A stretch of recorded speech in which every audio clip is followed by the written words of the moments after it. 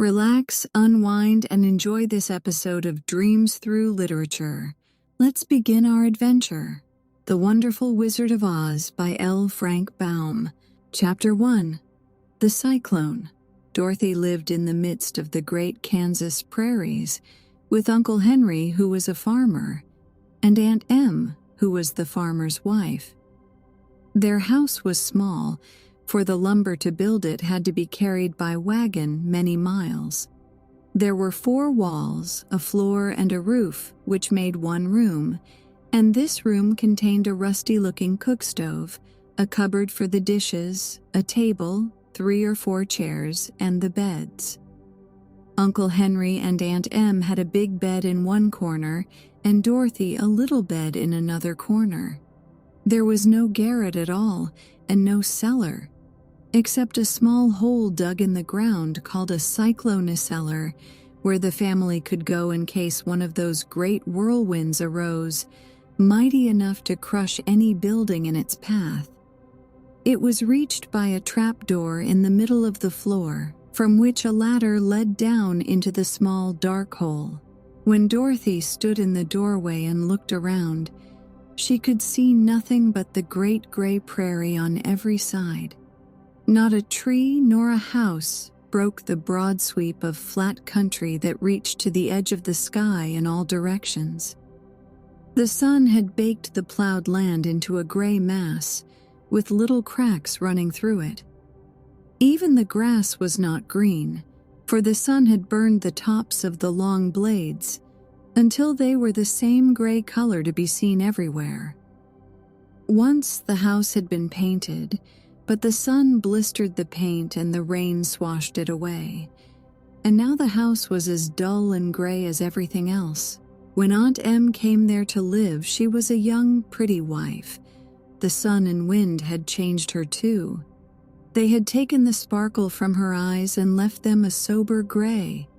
They had taken the red from her cheeks and lips, and they were gray also. She was thin and gaunt and never smiled now. When Dorothy, who was an orphan, first came to her, Aunt Em had been so startled by the child's laughter that she would scream and press her hand upon her heart whenever Dorothy's merry voice reached her ears, and she still looked at the little girl with wonder that she could find anything to laugh at. Uncle Henry never laughed. He worked hard from morning till night and did not know what joy was. He was gray also, from his long beard to his rough boots, and he looked stern and solemn and rarely spoke. It was Toto that made Dorothy laugh and saved her from growing as gray as her other surroundings. Toto was not gray. He was a little black dog, with long silky hair and small black eyes that twinkled merrily on either side of his funny wee nose. Toto played all day long, and Dorothy played with him and loved him dearly. Today, however, they were not playing. Uncle Henry sat upon the doorstep and looked anxiously at the sky, which was even grayer than usual. Dorothy stood in the door with Toto in her arms and looked at the sky too. Aunt Em was washing the dishes. From the far north, they heard a low wail of the wind, and Uncle Henry and Dorothy could see where the long grass bowed in waves before the coming storm. There now came a sharp whistling in the air from the south, and as they turned their eyes that way, they saw ripples in the grass coming from that direction. Also, suddenly Uncle Henry stood up. "There's a cyclone coming, Em," he called to his wife. "I'll go look after the stock." Then he ran toward the sheds where the cows and horses were kept. Aunt Em dropped her work and came to the door. One glance told her of the danger close at hand. "Quick, Dorothy," she screamed, "run for the cellar." Toto jumped out of Dorothy's arms and hid under the bed, and the girls started to get him. Aunt Em, badly frightened, threw open the trapdoor in the floor and climbed down the ladder into the small dark hole. Dorothy caught Toto at last and started to follow her aunt. When she was halfway across the room, there came a great shriek from the wind, and the house shook so hard that she lost her footing and sat down suddenly upon the floor. Then a strange thing happened. The house whirled around 2 or 3 times and rose slowly through the air. Dorothy felt as if she were going up in a balloon. The north and south winds met where the house stood and made it the exact center of the cyclone. In the middle of a cyclone, the air is generally still, but the great pressure of the wind on every side of the house raised it up higher and higher until it was at the very top of the cyclone. And there it remained and was carried miles and miles away as easily as you could carry a feather. It was very dark, and the wind howled horribly around her, but Dorothy found she was riding quite easily. After the first few whirls around, and one other time when the house tipped badly, she felt as if she were being rocked gently, like a baby in a cradle. Toto did not like it. He ran about the room, now here, now there, barking loudly, but Dorothy sat quite still on the floor and waited to see what would happen. Once Toto got too near the open trap door and fell in, and at first the little girl thought she had lost him. But soon she saw one of his ears sticking up through the hole, for the strong pressure of the air was keeping him up so that he could not fall. She crept to the hole, caught Toto by the ear, and dragged him into the room again, afterward closing the trap door so that no more accidents could happen. Hour after hour passed away, and slowly Dorothy got over her fright, but she felt quite lonely, and the wind shrieked so loudly all about her that she nearly became deaf. At first she had wondered if she would be dashed to pieces when the house fell again. But as the hours passed and nothing terrible happened, she stopped worrying and resolved to wait calmly and see what the future would bring.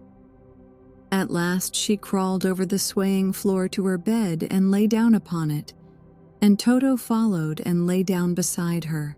In spite of the swaying of the house and the wailing of the wind, Dorothy soon closed her eyes and fell fast asleep. Chapter TDUP, The Council with the Munchkins. She was awakened by a shock, so sudden and severe that if Dorothy had not been lying on the soft bed, she might have been hurt. As it was, the jar made her catch her breath and wonder what had happened, and Toto put his cold little nose into her face and whined dismally. Dorothy sat up and noticed that the house was not moving, nor was it dark, for the bright sunshine came in at the window, flooding the little room. She sprang from her bed and with Toto at her heels ran and opened the door.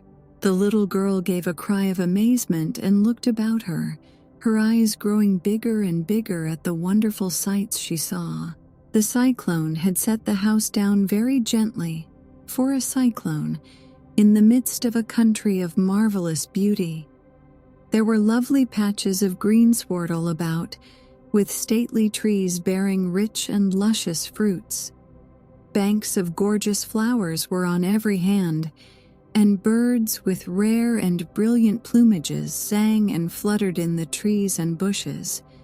A little way off was a small brook, rushing and sparkling along between green banks, and murmuring in a voice very grateful to a little girl who had lived so long on the dry, gray prairies. While she stood looking eagerly at the strange and beautiful sights, she noticed coming toward her a group of the queerest people she had ever seen. They were not as big as the grown folk she had always been used to, but neither were they very small. In fact, they seemed about as tall as Dorothy, who was a well-grown child for her age, although they were, so far as looks go, many years older. 3 were men and 1 a woman, and all were oddly dressed. They wore round hats that rose to a small point a foot above their heads, with little bells around the brims that tinkled sweetly as they moved. The hats of the men were blue. The little woman's hat was white, and she wore a white gown that hung in pleats from her shoulders. Over it were sprinkled little stars that glistened in the sun like diamonds. The men were dressed in blue, of the same shade as their hats, and wore well-polished boots with a deep roll of blue at the tops. The men, Dorothy thought, were about as old as Uncle Henry, for two of them had beards. But the little woman was doubtless much older. Her face was covered with wrinkles, her hair was nearly white, and she walked rather stiffly. When these people drew near the house where Dorothy was standing in the doorway, they paused and whispered among themselves, as if afraid to come farther. But the little old woman walked up to Dorothy, made a low bow, and said in a sweet voice, "You are welcome, most noble sorceress, to the land of the Munchkins. We are so grateful to you for having killed the Wicked Witch of the East and for setting our people free from bondage." Dorothy listened to this speech with wonder. What could the little woman possibly mean by calling her a sorceress and saying she had killed the Wicked Witch of the East? Dorothy was an innocent, harmless little girl who had been carried by a cyclone many miles from home, and she had never killed anything in all her life. But the little woman evidently expected her to answer. So Dorothy said with hesitation, "You are very kind, but there must be some mistake. I have not killed anything. Your house did anyway," replied the little old woman with a laugh. "And that is the same thing. See," she continued, pointing to the corner of the house. "There are her 2 feet, still sticking out from under a block of wood." Dorothy looked and gave a little cry of fright. There indeed, just under the corner of the great beam the house rested on, 2 feet were sticking out, shod in silver shoes with pointed toes.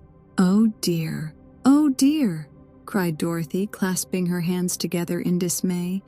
"The house must have fallen on her. Whatever shall we do?" "There is nothing to be done," said the little woman calmly. "But who was she?" asked Dorothy. "She was the Wicked Witch of the East, as I said," answered the little woman. "She has held all the Munchkins in bondage for many years, making them slave for her night and day. Now they are all set free and are grateful to you for the favor." "Who are the Munchkins?" inquired Dorothy. "They are the people who live in this land of the East where the Wicked Witch ruled." "Are you a Munchkin?" asked Dorothy. "No, but I am their friend, although I live in the land of the North. When they saw the Witch of the East was dead, the Munchkins sent a swift messenger to me, and I came at once. I am the Witch of the North." "Oh, gracious," cried Dorothy. "Are you a real witch?" "Yes, indeed," answered the little woman. "But I am a good witch, and the people love me. I am not as powerful as the Wicked Witch was who ruled here, or I should have set the people free myself." "But I thought all witches were wicked," said the girl, who was half frightened at facing a real witch. "Oh no, that is a great mistake. There were only 4 witches in all the land of Oz, and 2 of them, those who live in the North and the South, are good witches. I know this is true, for I am one of them myself and cannot be mistaken. Those who dwelt in the East and the West were indeed wicked witches. But now that you have killed one of them, there is but one wicked witch in all the land of Oz, the one who lives in the West." "But," said Dorothy after a moment's thought, "Aunt Emma's told me that the witches were all dead, years and years ago." "Who is Aunt Em?" inquired the little old woman. "She is my aunt who lives in Kansas, where I came from." The Witch of the North seemed to think for a time, with her head bowed and hair eyes upon the ground. Then she looked up and said, "I do not know where Kansas is, for I have never heard that country mentioned before. But tell me, is it a civilized country?" "Oh, yes," replied Dorothy. "Then that accounts for it. In the civilized countries, I believe there are no witches left, nor wizards, nor sorceresses, nor magicians. But you see, the land of Oz has never been civilized, for we are cut off from all the rest of the world. Therefore, we still have witches and wizards amongst us. Who are the wizards? Asked Dorothy. Oz himself is the great wizard, answered the witch, sinking her voice to a whisper. He is more powerful than all the rest of us together. He lives in the City of Emeralds. Dorothy was going to ask another question, but just then the Munchkins, who had been standing silently by, gave a loud shout and pointed to the corner of the house where the wicked witch had been lying. "What is it?" asked the little old woman, and looked and began to laugh.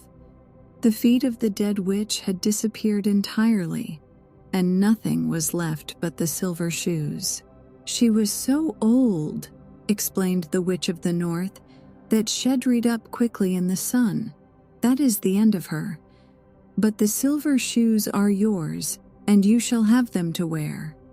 She reached down and picked up the shoes, and after shaking the dust out of them, handed them to Dorothy. "The Witch of the East was proud of those silver shoes," said one of the Munchkins, "and there is some charm connected with them, but what it is we never knew."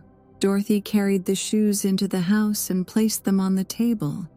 Then she came out again to the Munchkins and said, "I am anxious to get back to my aunt and uncle, for I am sure they will worry about me. Can you help me find my way?" The Munchkins and the witch first looked at one another and then at Dorothy, and then shook their heads. "At the east, not far from here," said one, "there is a great desert, and none could live to cross it." "It is the same at the south," said another, "for I have been there and seen it. The south is the country of the Quadlings." "I am told," said the third man, "that it is the same at the west, and that country where the Winkies live is ruled by the wicked witch of the west, who would make you her slave if you passed her way." "The north is my home," said the old lady, "and at its edge is the same great desert that surrounds this land of Oz. I'm afraid, my dear, you will have to live with us." Dorothy began to sob at this, for she felt lonely among all these strange people. Her tears seemed to grieve the kind-hearted Munchkins, for they immediately took out their handkerchiefs and began to weep also. As for the little old woman, she took off her cap and balanced the point on the end of her nose, while she counted 1, 2, 3 in a solemn voice. At once the cap changed to a slate, on which was written in big white chalk marks, "Let Dorothy go to the City of Emeralds." The little old woman took the slate from her nose, and having read the words Onit, asked, "Is your name Dorothy, my dear?" "Yes," answered the child, looking up and drying her tears. "Then you must go to the City of Emeralds. Perhaps Oz will help you." "Where is this city?" asked Dorothy. "It is exactly in the center of the country, and is ruled by Oz, the great wizard I told you of." "Is he a good man?" inquired the girl anxiously. "He is a good wizard. Whether he is a man or not I cannot tell, for I have never seen him." "How can I get there?" asked Dorothy. "You must walk. It is a long journey through a country that is sometimes pleasant and sometimes dark and terrible. However, I will use all the magic arts I know of to keep you from harm." "Won't you go with me?" pleaded the girl, who had begun to look upon the little old woman as her only friend. "No, I cannot do that," she replied, "but I will give you my kiss, and no one will dare injure a person who has been kissed by the Witch of the North."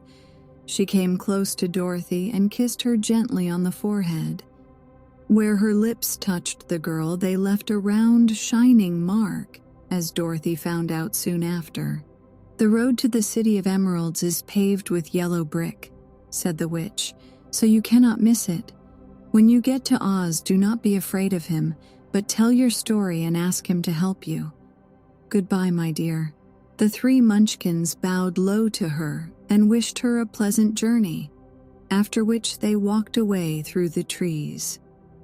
The witch gave Dorothy a friendly little nod, whirled around on her left heel 3 times, and straightway disappeared, much to the surprise of little Toto, who barked after her loudly enough when she had gone, because he had been afraid even to growl while she stood by. But Dorothy, knowing her to be a witch, had expected her to disappear in just that way, and was not surprised in the least. Chapter 3. How Dorothy Saved the Scarecrow. When Dorothy was left alone, she began to feel hungry, so she went to the cupboard and cut herself some bread, which she spread with butter. She gave some to Toto, and taking a pail from the shelf, she carried it down to the little brook and filled it with clear, sparkling water. Toto ran over to the trees and began to bark at the birds sitting there. Dorothy went to get him and saw such delicious fruit hanging from the branches that she gathered some of it, finding it just what she wanted to help out her breakfast. Then she went back to the house, and having helped herself and Toto to a good drink of the cool, clear water, she set about making ready for the journey to the City of Emeralds. Dorothy had only one other dress, but that happened to be clean and was hanging on a peg beside her bed. It was gingham, with checks of white and blue, and although the blue was somewhat faded with many washings, it was still a pretty frock. The girl washed herself carefully, dressed herself in the clean gingham, and tied her pink sunbonnet on her head. She took a little basket and filled it with bread from the cupboard, laying a white cloth over the top. Then she looked down at her feet and noticed how old and worn her shoes were. "They surely will never do for a long journey, Toto," she said. And Toto looked up into her face with his little black eyes and wagged his tail to show he knew what she meant. At that moment, Dorothy saw lying on the table the silver shoes that had belonged to the Witch of the East. "I wonder if they will fit me," she said to Toto. "They would be just the thing to take a long walk in, for they could not wear out." She took off her old leather shoes and tried on the silver ones, which fitted her as well as if they had been made for her. Finally, she picked up her basket. "Come along, Toto," she said. "We will go to the Emerald City and ask the Great Oz how to get back to Kansas again." She closed the door, locked it, and put the key carefully in the pocket of her dress. And so, with Toto trotting along soberly behind her, she started on her journey. There were several roads nearby, but it did not take her long to find the one paved with yellow bricks. Within a short time, she was walking briskly toward the Emerald City, her silver shoes tinkling merrily on the hard yellow road bed. The sun shone bright and the birds sang sweetly, and Dorothy did not feel nearly so bad as you might think a little girl would who had been suddenly whisked away from her own country and set down in the midst of a strange land. She was surprised as she walked along to see how pretty the country was about her. There were neat fences at the sides of the road, painted a dainty blue color, and beyond them were fields of grain and vegetables in abundance. Evidently, the Munchkins were good farmers and able to raise large crops. Once in a while she would pass a house, and the people came out to look at her and bow low as she went by, for everyone knew she had been the means of destroying the wicked witch and setting them free from bondage. The houses of the Munchkins were odd-looking dwellings, for each was round with a big dome for a roof. All were painted blue, for in this country of the East, blue was the favorite color. Toward evening, when Dorothy was tired with her long walk and began to wonder where she should pass the night, she came to a house rather larger than Therist. On the green lawn before it, many men and women were dancing. 5 little fiddlers played as loudly as possible, and the people were laughing and singing, while a big table nearby was loaded with delicious fruits and nuts, pies and cakes, and many other good things to eat. The people greeted Dorothy kindly and invited her to supper and to pass the night with them, for this was the home of one of the richest munchkins in Theeland, and his friends were gathered with him to celebrate their freedom from the bondage of the Wicked Witch. Dorothy ate a hearty supper and was waited upon by the rich munchkin himself, whose name was Bock. Then she sat upon a settee and watched the people dance. When Bock saw her silver shoes, he said, "You must be a great sorceress." "Why?" asked the girl. "Because you wear silver shoes and have killed the Wicked Witch. Besides, you have white in your frock, and only witches and sorceresses wear white." "My dress is blue and white checked," said Dorothy, smoothing out the wrinkles in it. "It is kind of you to wear that," said Bock. "Blue is the color of the munchkins, and white is the witch color. So we know you are a friendly witch." Dorothy did not know what to say to this, for all the people seemed to think her a witch, and she knew very well she was only an ordinary little girl who'd come by the chance of a cyclone into a strange land. When she had tired watching the dancing, Bock led her into the house, where he gave her a room with a pretty bed in it. The sheets were made of blue cloth, and Dorothy slept soundly in them till morning, with Toto curled up on the blue rug beside her. She ate a hearty breakfast and watched a wee munchkin baby, who played with Toto and pulled his tail and crowed and laughed in a way that greatly amused Dorothy. Toto was a fine curiosity to all the people, for they had never seen a dog before. "How far is it to the Emerald City?" the girl asked. "I do not know," answered Bock gravely, "for I have never been there. It is better for people to keep away from Oz unless they have business with him. But it is a long way to the Emerald City, and it will take you many days. The country here is rich and pleasant, but you must pass through rough and dangerous places before you reach the end of your journey." This worried Dorothy a little, but she knew that only the great Oz could help her get to Kansas again, so she bravely resolved not to turn back. She bade her friends goodbye, and again started along the road of yellow brick. When she had gone several miles, she thought she would stop to rest, and so climbed to the top of the fence beside the road and sat down. There was a great cornfield beyond the fence, and not far away she saw a scarecrow, placed high on a pole to keep the birds from the ripe corn. Dorothy leaned her chin upon her hand and gazed thoughtfully at the scarecrow. Its head was a small sack stuffed with straw, with eyes, nose, and mouth painted on it to represent a face. An old pointed blue hat that had belonged to some munchkin was perched on his head, and the rest of the figure was a blue suit of clothes, worn and faded, which had also been stuffed with straw. On the feet were some old boots with blue tops, such as every man wore in this country. And the figure was raised above the stalks of corn by means of the pole stuck up its back.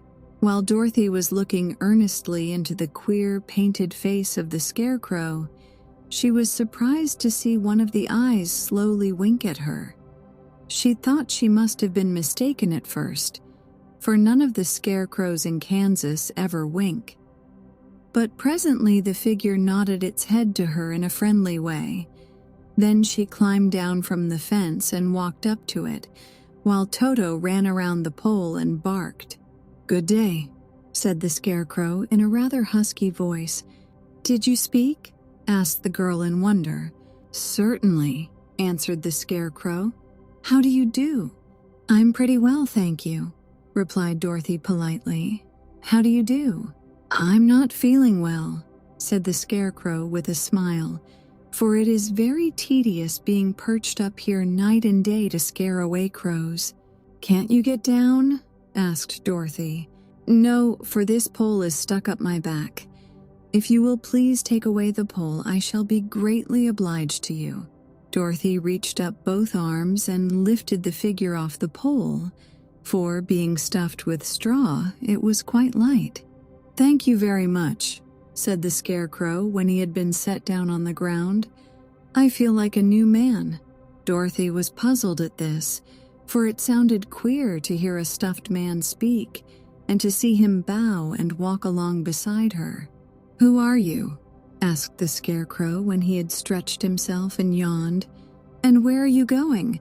"My name is Dorothy," said the girl, "and I am going to the Emerald City to ask the Great Oz to send me back to Kansas." "Where is the Emerald City?" he inquired. "And who is Oz?" "Why, don't you know?" she returned in surprise. "No, indeed, I don't know anything. You see, I am stuffed, so I have no brains at all," he answered sadly.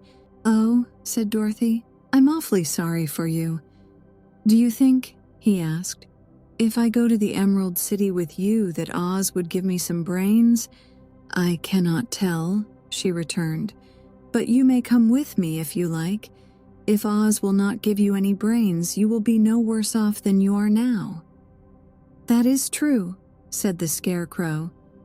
"You see," he continued confidentially, "I don't mind my legs and arms and body being stuffed because I cannot get hurt. If anyone treads on my toes or sticks a pin into me, it doesn't matter, for I can't feel it. But I do not want people to call me a fool, and if my head stays stuffed with straw instead of with brains, as yours is, how am I ever to know anything?" "I understand how you feel," said the little girl, who was truly sorry for him. "If you will come with me, I'll ask Oz to do all heckin' for you." "Thank you," he answered gratefully. They walked back to the road. Dorothy helped him over the fence, and they started along the path of yellow brick for the Emerald City. Toto did not like this addition to the party at first. He smelled around the stuffed man as if he suspected there might be a nest of rats in the straw, and he often growled in an unfriendly way at the Scarecrow. "Don't mind Toto," said Dorothy to her new friend. "He never bites." "Oh, I'm not afraid," replied the Scarecrow. "He can't hurt the straw. Do let me carry that basket for you. I shall not mind it, for I can't get tired. I'll tell you a secret," he continued as he walked along. "There is only one thing in the world I am afraid of." "What is that?" asked Dorothy. "The Munchkin farmer who made you?" "No," answered the Scarecrow. "It's a lighted match." Chapter 4. The Road Through the Forest. After a few hours, the road began to be rough, and the walking grew so difficult that the Scarecrow often stumbled over the yellow bricks, which were here very uneven. Sometimes, indeed, they were broken or missing altogether, leaving holes that Toto jumped across and Dorothy walked around. As for the Scarecrow, having no brains, he walked straight ahead, and so stepped into the holes and fell at full length on the hard bricks. It never hurt him, however, and Dorothy would pick him up and set him upon his feet again, while he joined her in laughing merrily at his own mishap. The farms were not nearly so well cared for here as they were farther back. There were fewer houses and fewer fruit trees, and the farther they went, the more dismal and lonesome the country became. At noon they sat down by the roadside near a little brook, and Dorothy opened her basket and got out some bread. She offered a piece to the Scarecrow, but he refused. "I am never hungry," he said, "and it is a lucky thing I am not, for my mouth is only painted, and if I should cut a hole in it so I could eat, the straw I am stuffed with would come out, and that would spoil the shape of my head." Dorothy saw at once that this was true, so she only nodded and went on eating her bread.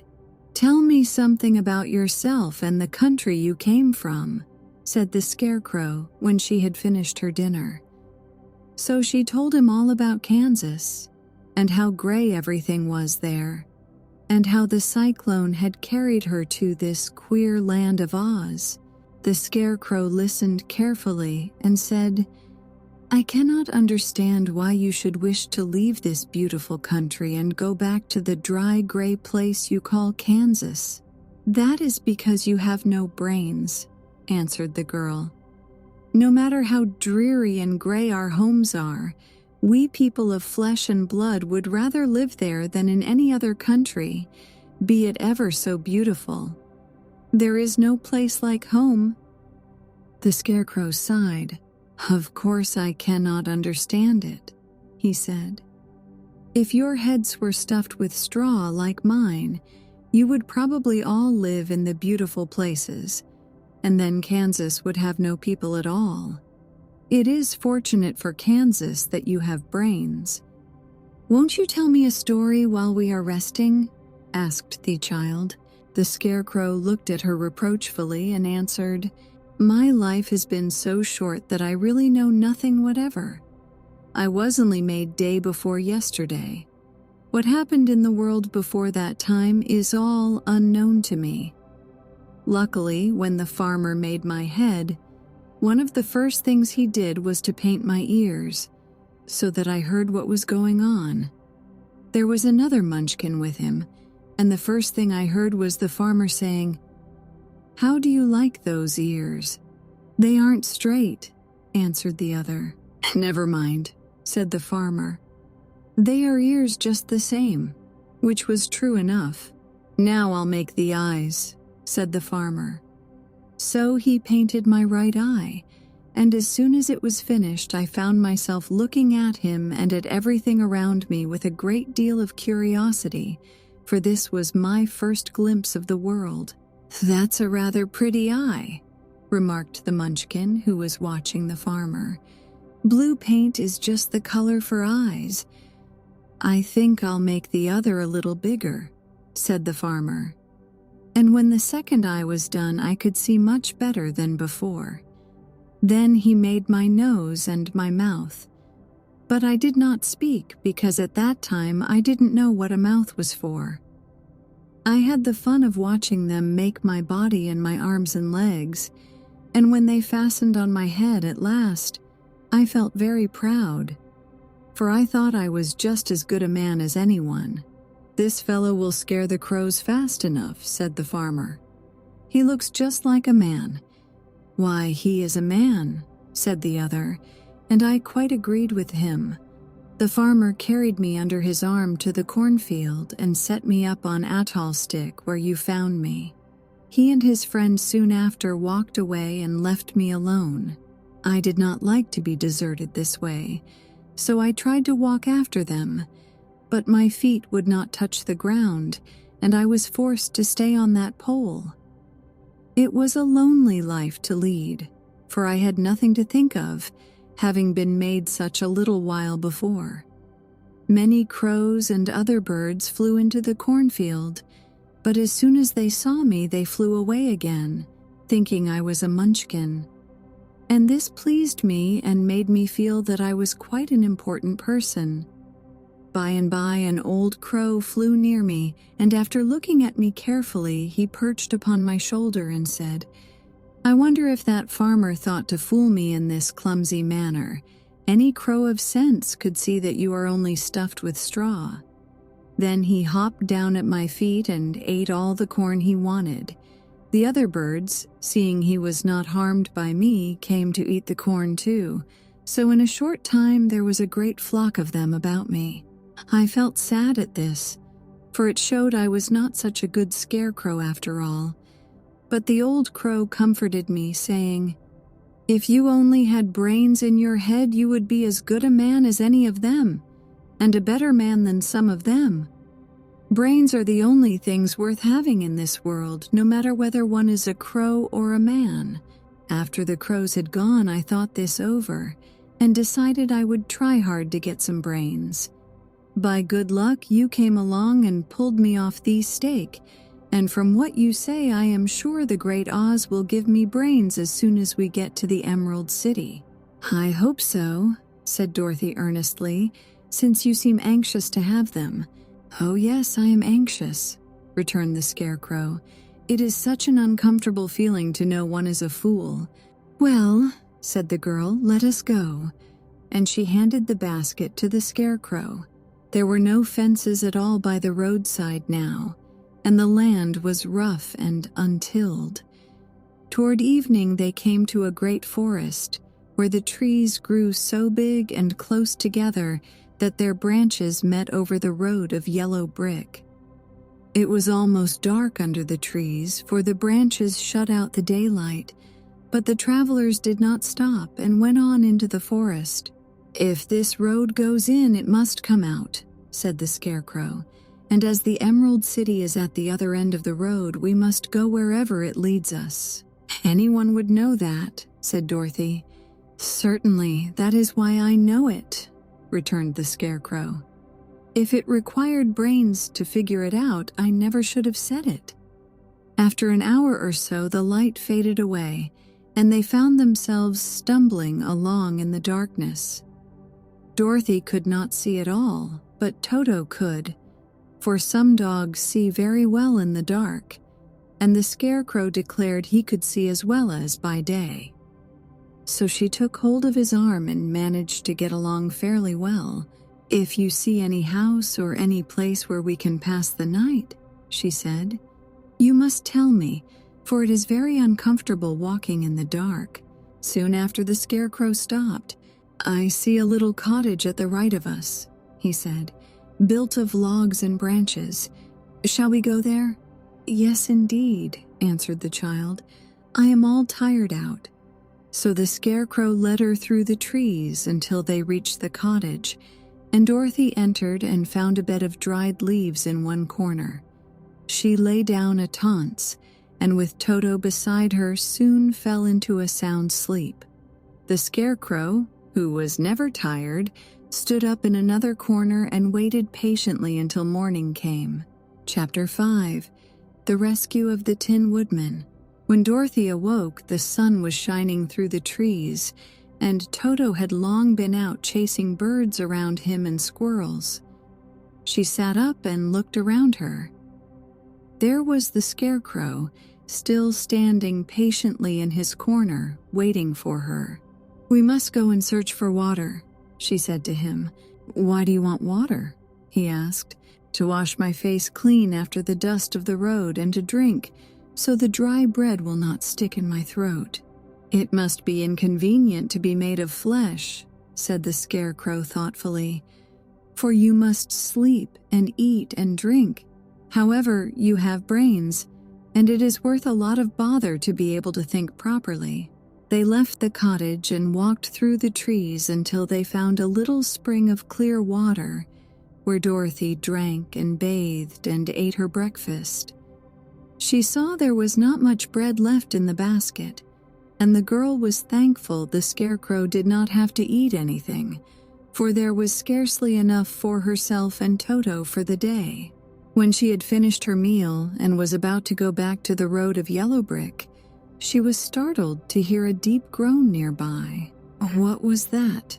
she asked timidly. "I cannot imagine," replied the Scarecrow, "but we can go and see." Just then, another groan reached their ears, and the sound seemed to come from behind them. They turned and walked through the forest a few steps, when Dorothy discovered something shining in a ray of sunshine that fell between the trees. She ran to the place, and then stopped short with a little cry of surprise. One of the big trees had been partly chopped through, and standing beside it, with an uplifted axe in his hands, was a man made entirely of tin. His head and arms and legs were jointed upon his body, but he stood perfectly motionless, as if he could not stir at all. Dorothy looked at him in amazement, and so did the Scarecrow, while Toto barked sharply and made a snap at the tin legs, which hurt his teeth. "Did you groan?" asked Dorothy. "Yes," answered the Tin Man. "I did. I've been groaning for more than a year, and no one has ever heard me before or come to help me. What can I do for you?" she inquired softly, for she was moved by the sad voice in which the man spoke. "Get an oil can and oil my joints," he answered. "They are rusted so badly that I cannot move them at all. If I am well oiled, I shall soon be all right again. You will find an oil can on a shelf in my cottage." Dorothy at once ran back to the cottage and found the oil can, and then she returned and asked anxiously, "Where are your joints?" "Oil my neck first," replied the Tin Woodman. So she oiled it, and as it was quite badly rusted, the Scarecrow took hold of the tin head and moved it gently from side to side until it worked freely, and then the man could turn it himself. "Now oil the joints in my arms," he said.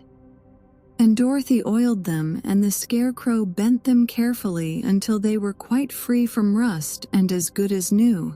The Tin Woodman gave a sigh of satisfaction and lowered his axe, which hellinged against the tree. "This is a great comfort," he said. "I have been holding that axe in the air ever since I rusted, and I'm glad to be able to put it down at last. Now if you will oil the joints of my legs, I shall be all right once more." So they oiled his legs until he could move them freely, and he thanked them again and again for his release, for he seemed a very polite creature and very grateful. "I might have stood there always if you had not come along," he said. "So you have certainly saved my life. How did you happen to be here?" "We are on our way to the Emerald City to see the Great Oz," she answered, "and we stopped at your cottage to pass the night." "Why do you wish to see Oz?" he asked. "I want him to send me back to Kansas, and the Scarecrow wants him to put a few brains into his head," she replied. The Tin Woodman appeared to think deeply for a moment. Then he said, "Do you suppose Oz could give me a heart?" "Why, I guess so," Dorothy answered. "It would be as easy as to give the Scarecrow brains." "True," the Tin Woodman returned. "So if you will allow me to join your party, I will also go to the Emerald City and ask Oz to help me." "Come along," said the Scarecrow heartily, and Dorothy added that she would be pleased to have his company. So the Tin Woodman shouldered his axe, and they all passed through the forest until they came to the road that was paved with yellow brick. The Tin Woodman had asked Dorothy to put the oil can in her basket. "For," he said, "if I should get caught in the rain and rust again, I would need the oil can badly." It was a bit of good luck to have their new comrade join the party, for soon after they had begun their journey again, they came to a place where the trees and branches grew so thick over the road that the travelers could not pass. But the Tin Woodman set to work with his axe and chopped so well that soon he cleared a passage for the entire party. Dorothy was thinking so earnestly as they walked along that she did not notice when the Scarecrow stumbled into a hole and rolled over to the side of the road. Indeed, he was obliged to call to her to help him up again. "Why didn't you walk around the hole?" asked the Tin Woodman. "I don't know enough," replied the Scarecrow cheerfully. "My head is stuffed with straw, you know, and that is why I am going to ask him for some brains." "Oh, I see," said the Tin Woodman. "But after all, brains are not the best things in the world." "Have you any?" inquired the Scarecrow. "No, my head is quite empty," answered the Woodman. "But once I had brains and a heart also, so having tried them both, I should much rather have a heart." "And why is that?" asked the Scarecrow. "I will tell you my story, and then you will know." So, while they were walking through the forest, the Tin Woodman told the following story. "I was born the son of a woodman who chopped down trees in the forest and sold the wood for a living. When I grew up, I too became a wood chopper, and after my father died, I took care of my old mother as long as she lived. Then I made up my mind that instead of living alone, I would marry, so that I might not become lonely. There was one of the Munchkin girls who was so beautiful that I soon grew to love her with all my heart. She, on her part, promised to marry me as soon as I could earn enough money to build a better house for her. So I set to work harder than ever. But the girl lived with an old woman who did not want her to marry anyone, for she was so lazy she wished the girl to remain with her and do the cooking and the housework. So the old woman went to the Wicked Witch of the East and promised her 2 sheep and a cow if she would prevent the marriage. Thereupon the Wicked Witch enchanted my axe, and when I was chopping away at my best one day, for I was anxious to get the new house and my wife as soon as possible, the axe slipped all at once and cut off my left leg. This at first seemed a great misfortune, for I knew a one-legged man could not do very well as a woodchopper. So I went to a tinsmith and had him make me a new leg out of tin. The leg worked very well once I was used to it, but my action angered the Wicked Witch of the East, for she had promised the old woman I should not marry the pretty Munchkin girl. When I began chopping again, my axe slipped and cut off my right leg. Again I went to the tinsmith, and again he made me a leg out of tin.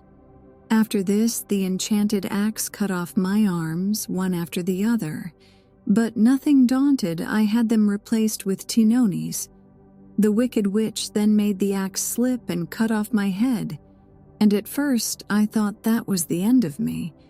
But the tinsmith happened to come along, and he made me a new head out of tin. I thought I had beaten the Wicked Witch then, and I worked harder than ever. But I little knew how cruel my enemy could be.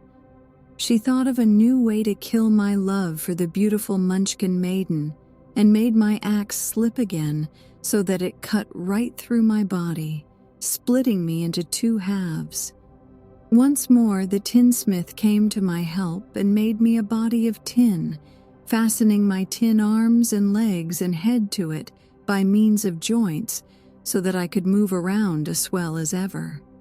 But alas, I had now no heart, so that I lost all my love for the Munchkin girl and did not care whether I married her or not. I suppose she is still living with the old woman, waiting for me to come after her. My body shone so brightly in the sun that I felt very proud of it, and it did not matter now if my axe slipped, for it could not cut me. There was only one danger, that my joints would rust, but I kept an oil can in my cottage and took care to oil myself whenever I needed it. However, there came a day when I forgot to do this, and being caught in a rainstorm before I thought of the danger my joints had rusted, and I was left to stand in the woods until you came to help me. It was a terrible thing to undergo, but during the year I stood there, I had time to think that the greatest loss I had known was the loss of my heart.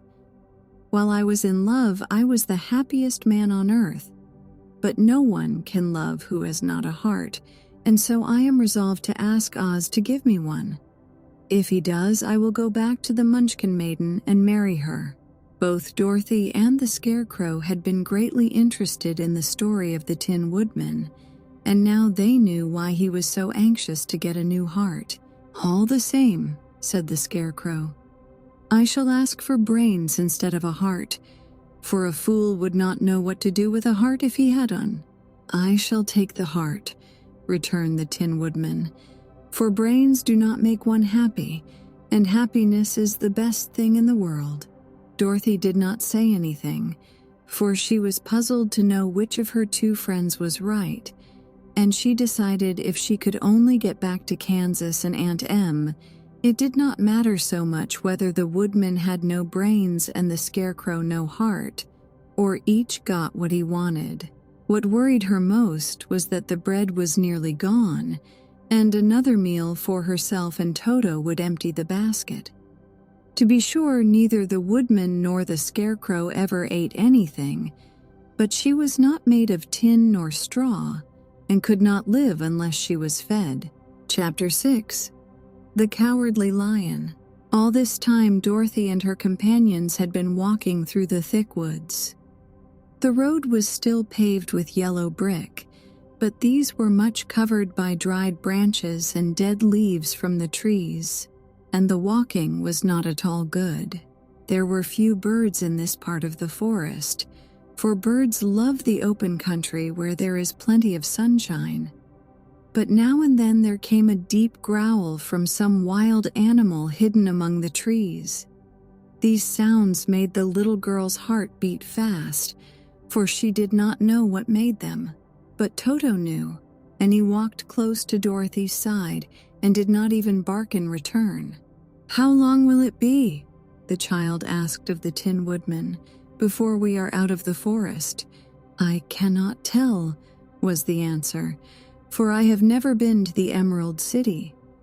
But my father went there once when I was a boy, and he said it was a long journey through a dangerous country.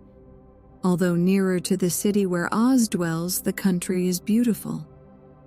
But I am not afraid so long as I have my oil can, and nothing can hurt the Scarecrow, while you bear upon your forehead the mark of the Good Witch's kiss, and that will protect you from harm."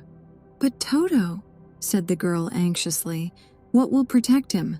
"We must protect him ourselves if he is in danger," replied the Tin Woodman. Just as he spoke, there came from the forest a terrible roar, and the next moment a great lion bounded into the road. With one blow of his paw, he sent the Scarecrow spinning over and over to the edge of the road, and then he struck at the Tin Woodman with his sharp claws. But to the lion's surprise, he could make no impression on the tin, although the woodman fell over in the road and lay still. Little Toto, now that he had an enemy to face, ran barking toward the lion, and the great beast had opened his mouth to bite the dog, when Dorothy, fearing Toto would be killed, and heedless of danger, rushed forward and slapped the lion upon his nose as hard as she could, while she cried out, "Don't you dare to bite Toto. You ought to be ashamed of yourself, a big beast like you to bite a poor little dog." "I didn't bite him," said the lion as he rubbed his nose with his paw where Dorothy had hit it. "No, but you tried to," she retorted. "You are nothing but a big coward." "I know it," said the lion, hanging his head in shame. "I've always known it, but how can I help it?" "I don't know, I'm sure. To think of your striking a stuffed man like the poor Scarecrow." "Is he stuffed?" asked the lion in surprise, as he watched her pick up the Scarecrow and set him upon his feet while she patted him into shape again. "Of course he's stuffed," replied Dorothy, who was still angry. "That's why he went over so easily," remarked the lion. "It astonished me to see him whirl around so. Is the other one stuffed also?" "No," said Dorothy, "he's made of tin." And she helped the woodman up again. "That's why he nearly blunted my claws," said the lion. "When they scratched against the tin, it made a cold shiver run down my back."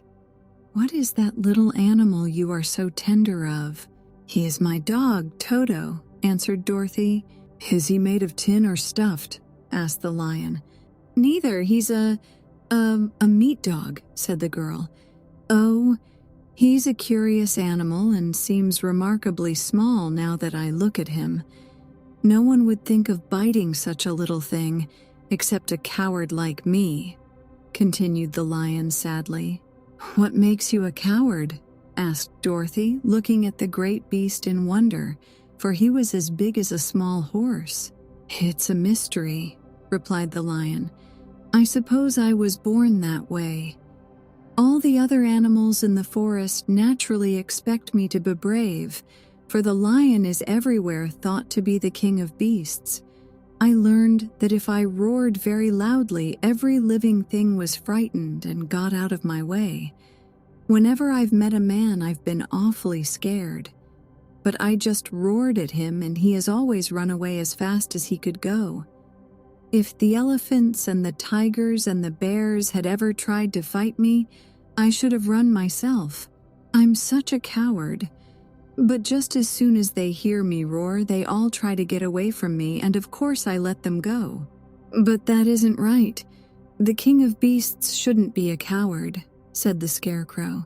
"I know it," returned the Lion, wiping a tear from his eye with the tip of his tail.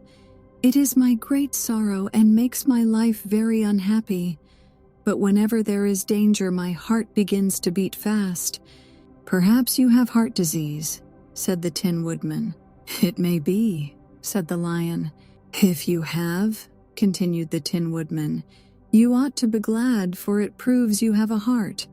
For my part, I have no heart, so I cannot have heart disease." "Perhaps," said the Lion thoughtfully, "if I had no heart, I should not be a coward."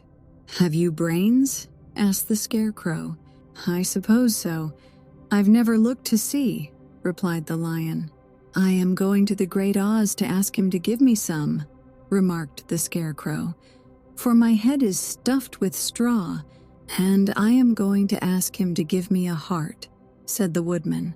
"And I'm going to ask him to send Toto and me back to Kansas," added Dorothy. "Do you think Oz could give me courage?" asked the Cowardly Lion. "Just as easily as he could give me brains," said the Scarecrow. "Or give me a heart," said the Tin Woodman. "Or send me back to Kansas," said Dorothy. "Then, if you don't mind, I'll go with you," said the Lion, "for my life is simply unbearable without a bit of courage." "You will be very welcome," answered Dorothy, "for you will help to keep away the other wild beasts. It seems to me they must be more cowardly than you are if they allow you to scare them so easily." "They really are," said the Lion, "but that doesn't make me any braver, and as long as I know myself to be a coward, I shall be unhappy." So once more the little company set off upon the journey, the Lion walking with stately strides at Dorothy's side. Toto did not approve of this new comrade at first, for he could not forget how nearly he had been crushed between the Lion's great jaws. But after a time he became more at ease, and presently Toto and the Cowardly Lion had grown to be good friends. During the rest of that day there was no other adventure to mar the peace of their journey. Once indeed the Tin Woodman stepped upon a beetle that was crawling along the road, and killed the poor little thing. This made the Tin Woodman very unhappy, for he was always careful not to hurt any living creature, and as he walked along he wept several tears of sorrow and regret. These tears ran slowly down his face and over the hinges of his jaw, and there they rusted.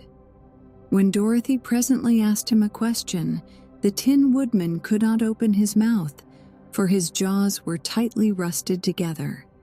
He became greatly frightened at this, and made many motions to Dorothy to relieve him, but she could not understand. The Lion was also puzzled to know what was wrong, but the Scarecrow seized the oil can from Dorothy's basket and oiled the Woodman's jaws, so that after a few moments he could talk as well as before. "This will serve me a lesson," said he, "to look where I step.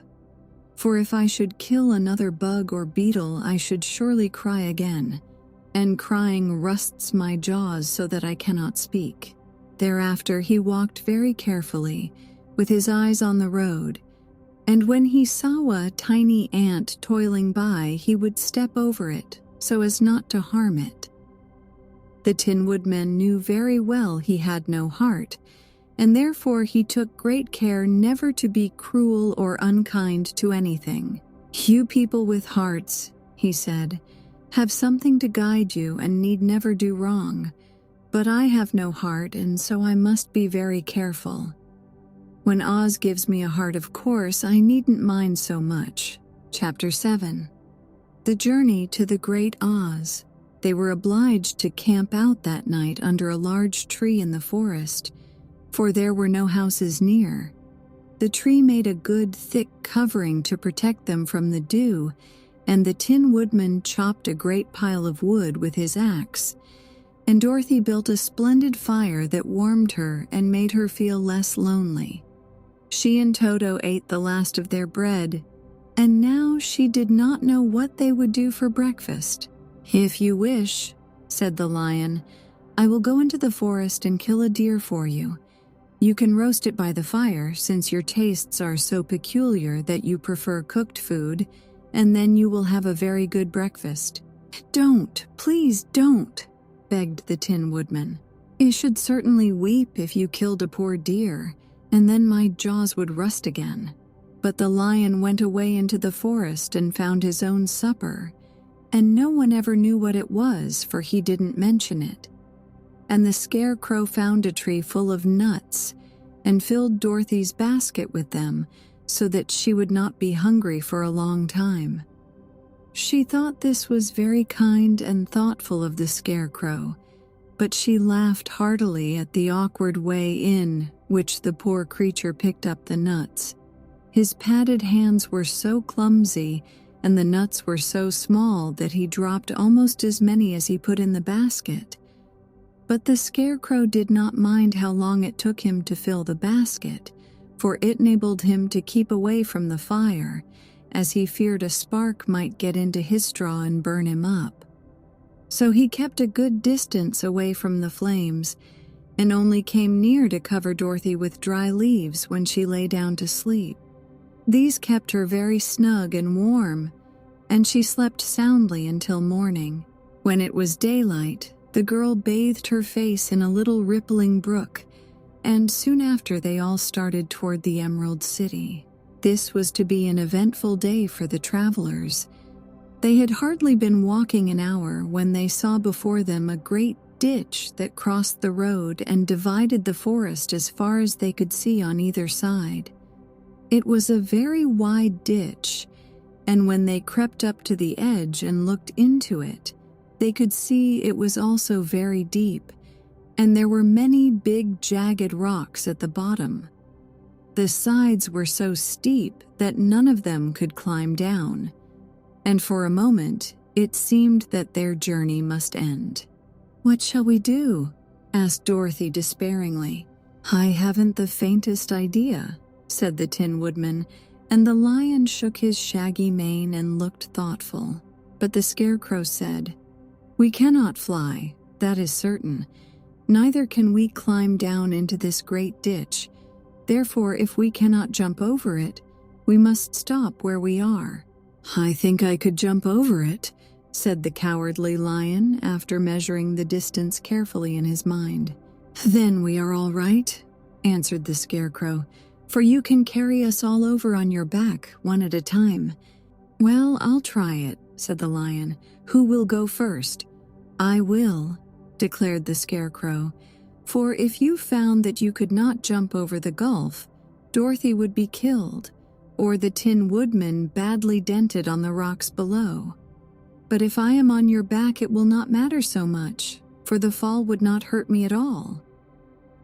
"I am terribly afraid of falling myself," said the cowardly lion, "but I suppose there is nothing to do but try it. So get on my back and we will make the attempt." The Scarecrow sat upon the lion's back, and the big beast walked to the edge of the gulf and crouched down. "Why don't you run and jump?" asked the Scarecrow.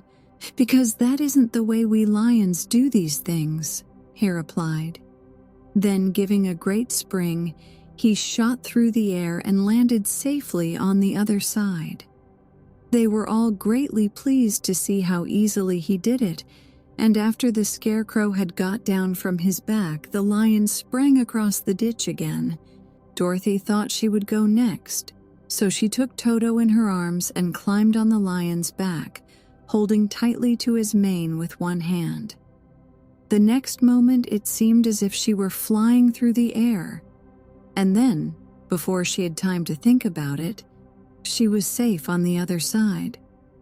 The lion went back a third time and got the Tin Woodman, and then they all sat down for a few moments to give the beast a chance to rest, for his great leaps had made his breath short, and he panted like a big dog that has been running too long. They found the forest very thick on this side, and it looked dark and gloomy. After the lion had rested, they started along the road of yellow brick, silently wondering, each in his own mind, if ever they would come to the end of the woods and reach the bright sunshine again. To add to their discomfort, they soon heard strange noises in the depths of the forest, and the lion whispered to them that it was in this part of the country that the Kalidas lived. "What are the Kalidas?" asked the girl. "They are monstrous beasts with bodies like bears and heads like tigers," replied the lion, "and with claws so long and sharp that they could tear me in two as easily as I could kill Toto. I'm terribly afraid of the Kalidas."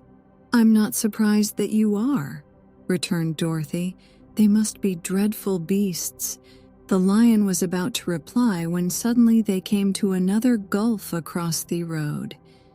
But this one was so broad and deep that the lion knew at once he could not leap across it. So they sat down to consider what they should do, and after serious thought, the Scarecrow said, "Here is a great tree standing close to the ditch. If the Tin Woodman can chop it down so that it will fall to the other side, we can walk across it easily." "That is a first-rate idea," said the lion. "One would almost suspect you had brains in your head instead of straw." The woodman set to work at once, and so sharp was his axe that the tree was soon chopped nearly through. Then the lion put his strong front legs against the tree and pushed with all his might, and slowly the big tree tipped and fell with a crash across the ditch, with its top branches on the other side. They had just started to cross this queer bridge when a sharp growl made them all look up, and to their horror they saw running toward them two great beasts with bodies like bears and heads like tigers. "They are the Kalidas," said the cowardly lion, beginning to tremble. "Quick!" cried the Scarecrow. "Let us cross over." So Dorothy went first, holding Toto in her arms, the Tin Woodman followed, and the Scarecrow came next. The lion, although he was certainly afraid, turned to face the Kalidas, and then he gave so loud and terrible a roar that Dorothy screamed, and the Scarecrow fell over backward, while even the fierce beasts stopped short and looked at him in surprise. But seeing they were bigger than the lion, and remembering that there were two of them and only one of him, the Kalidas again rushed forward, and the lion crossed over the tree and turned to see what they would do next.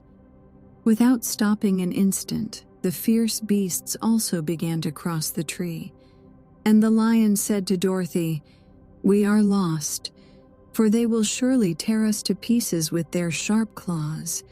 But stand close behind me, and I will fight them as long as I am alive."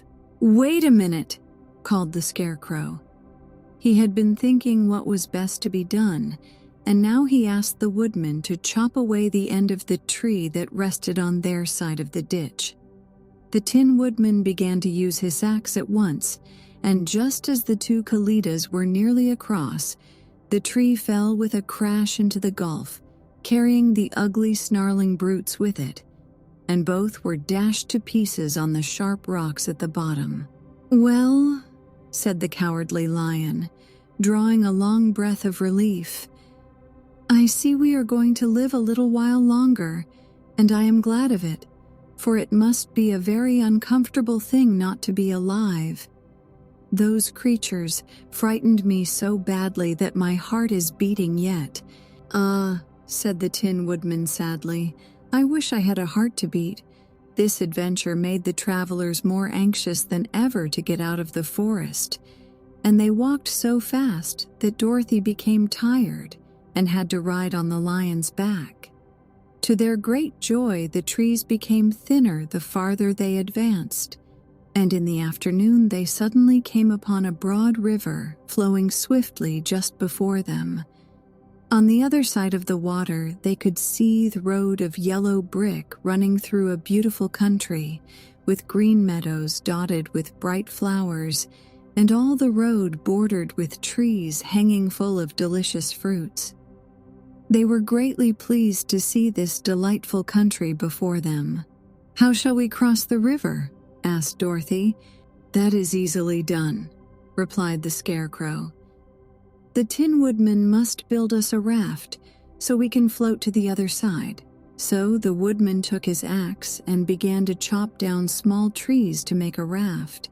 And while he was busy at this, the Scarecrow found on the riverbank a tree full of fine fruit. This pleased Dorothy, who had eaten nothing but nuts all day, and she made a hearty meal of the ripe fruit. But it takes time to make a raft, even when one is as industrious and untiring as the Tin Woodman, and when night came the work was not done. So they found a cozy place under the trees where they slept well until the morning, and Dorothy dreamed of the Emerald City and of the good wizard Oz, who would soon send her back to her own home again. Chapter 8. The Deadly Poppy Field. Our little party of travelers awakened the next morning refreshed and full of hope, and Dorothy breakfasted like a princess off peaches and plums from the trees beside the river. Behind them was the dark forest they had passed safely through, although they had suffered many discouragements.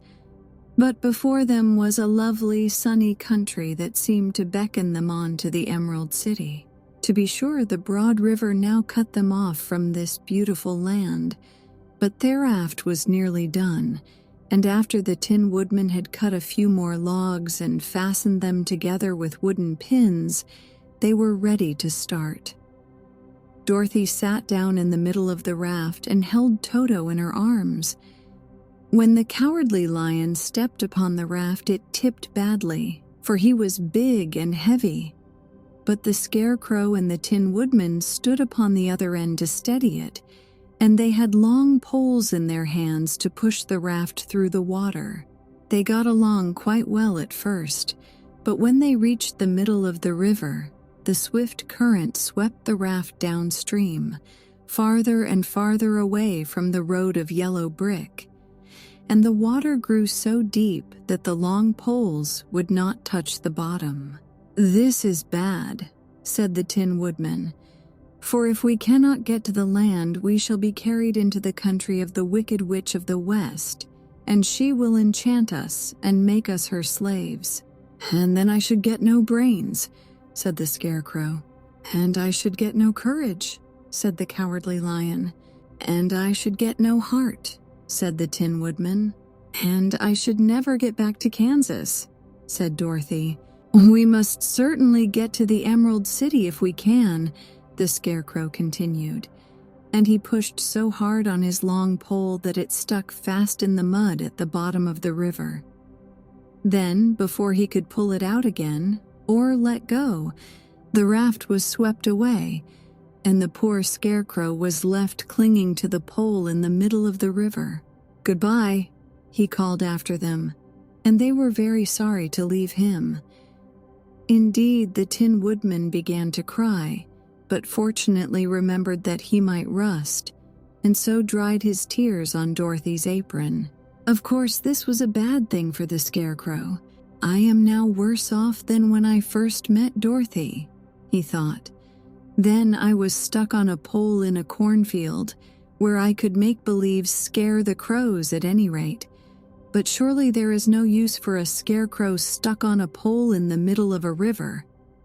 I am afraid I shall never have any brains after all." Down the stream the raft floated, and the poor Scarecrow was left far behind. Then the Lion said, "Something must be done to save us. I think I can swim to the shore and pull the raft after me, if you will only hold fast to the tip of my tail." So he sprang into the water, and the Tin Woodman caught fast hold of his tail. Then the Lion began to swim with all his might toward the shore.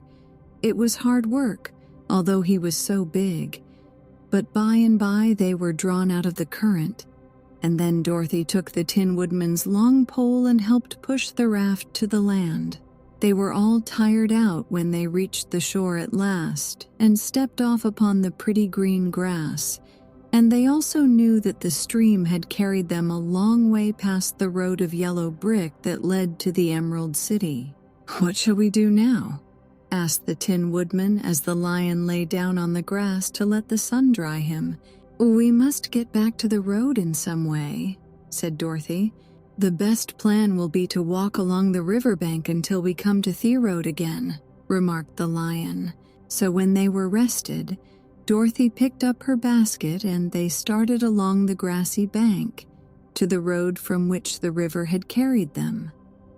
It was a lovely country, with plenty of flowers and fruit trees and sunshine to cheer them, and had they not felt so sorry for the poor Scarecrow, they could have been very happy. They walked along as fast as they could, Dorothy only stopping once to pick a beautiful flower. And after a time the Tin Woodman cried out, "Look!"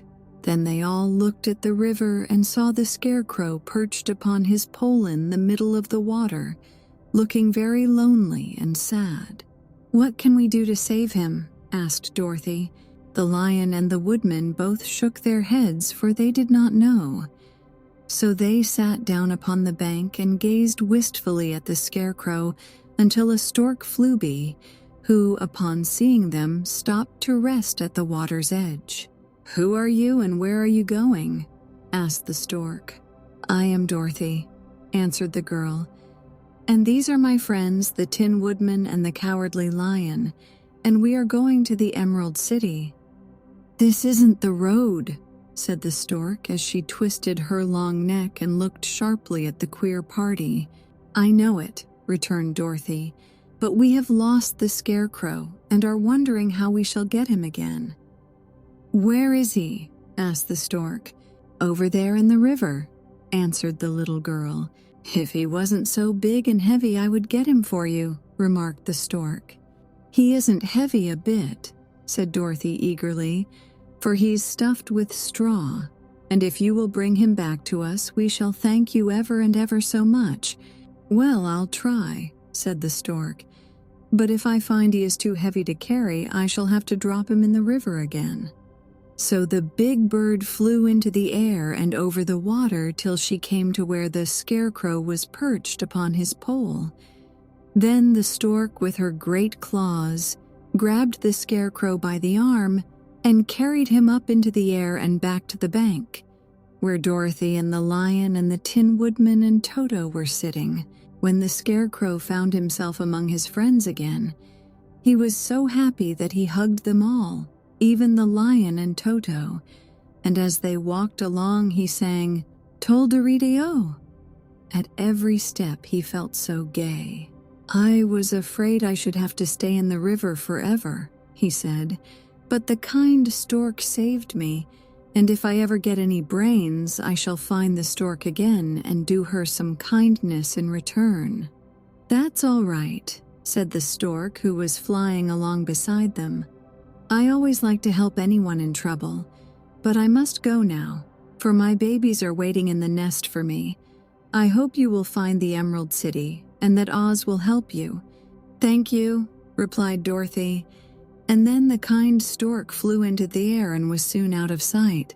They walked along listening to the singing of the brightly colored birds, and looking at the lovely flowers which now became so thick that the ground was carpeted with them. There were big yellow and white and blue and purple blossoms, besides great clusters of scarlet poppies, which were so brilliant in color they almost dazzled Dorothy's eyes. "Aren't they beautiful?" the girl asked as she breathed in the spicy scent of the bright flowers. "I suppose so," answered the Scarecrow. "When I have brains, I shall probably like them better. If I only had a heart, I should love them," added the Tin Woodman. "I always did like flowers," said the lion. "They seem so helpless and frail, but there are none in the forest so bright as these." They now came upon more and more of the big scarlet poppies, and fewer of the other flowers, and soon they found themselves in the midst of a great meadow of poppies.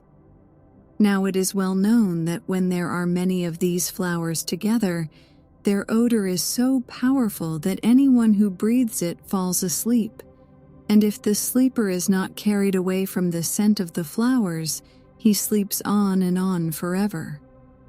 But Dorothy did not know this, nor could she get away from the bright red flowers that were everywhere about.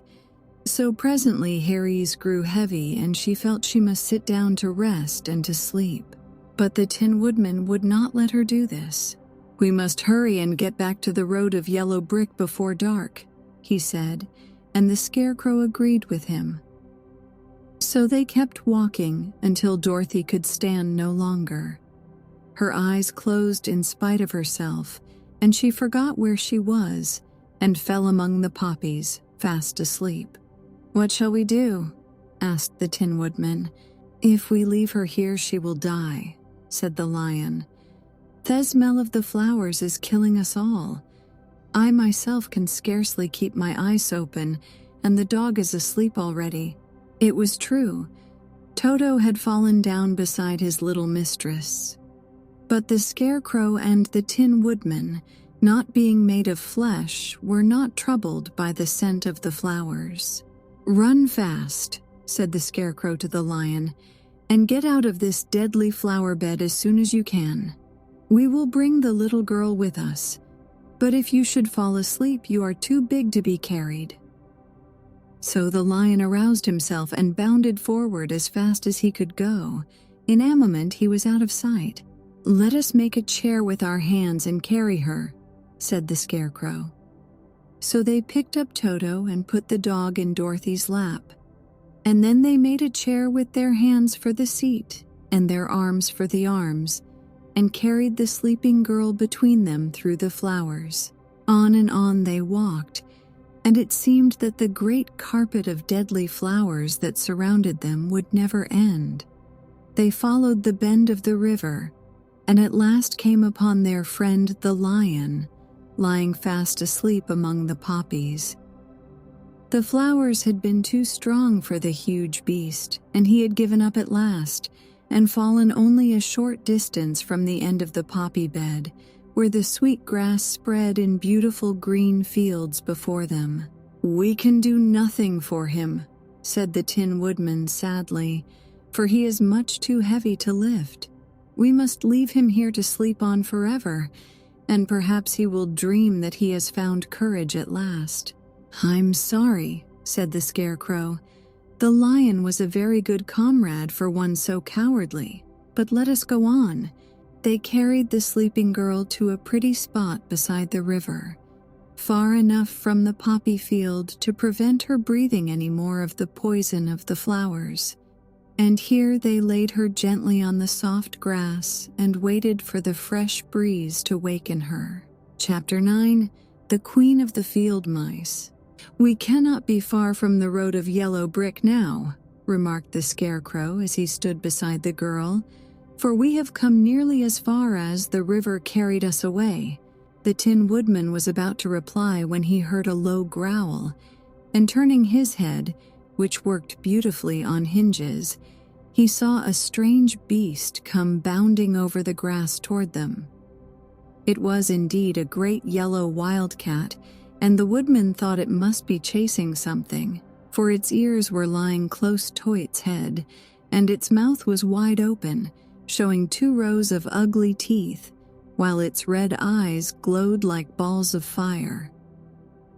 As it came nearer, the Tin Woodman saw that running before the beast was a little gray field mouse, and although he had no heart, he knew it was wrong for the wildcat to try to kill such a pretty, harmless creature. So the Woodman raised his axe, and as the wildcat ran by, he gave it a quick blow that cut the beast's head clean off from its body, and it rolled over at his feet in 2 pieces. The field mouse, now that it was freed from its enemy, stopped short, and coming slowly up to the Woodman, it said in a squeaky little voice, "Oh, thank you. Thank you ever so much for saving my life." "Don't speak of it, I beg of you," replied the Woodman. "I have no heart, you know, so I am careful to help all those who may need a friend, even if it happens to be only a mouse." "Only a mouse?"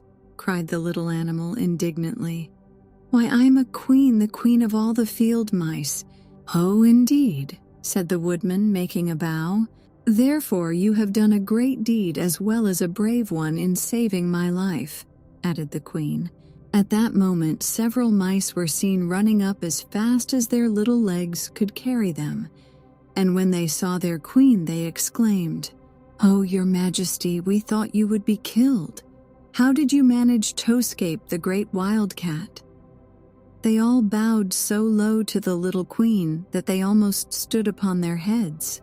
"This funny tin man," she answered, "killed the wildcat and saved my life, so hereafter you must all serve him and obey his slightest wish."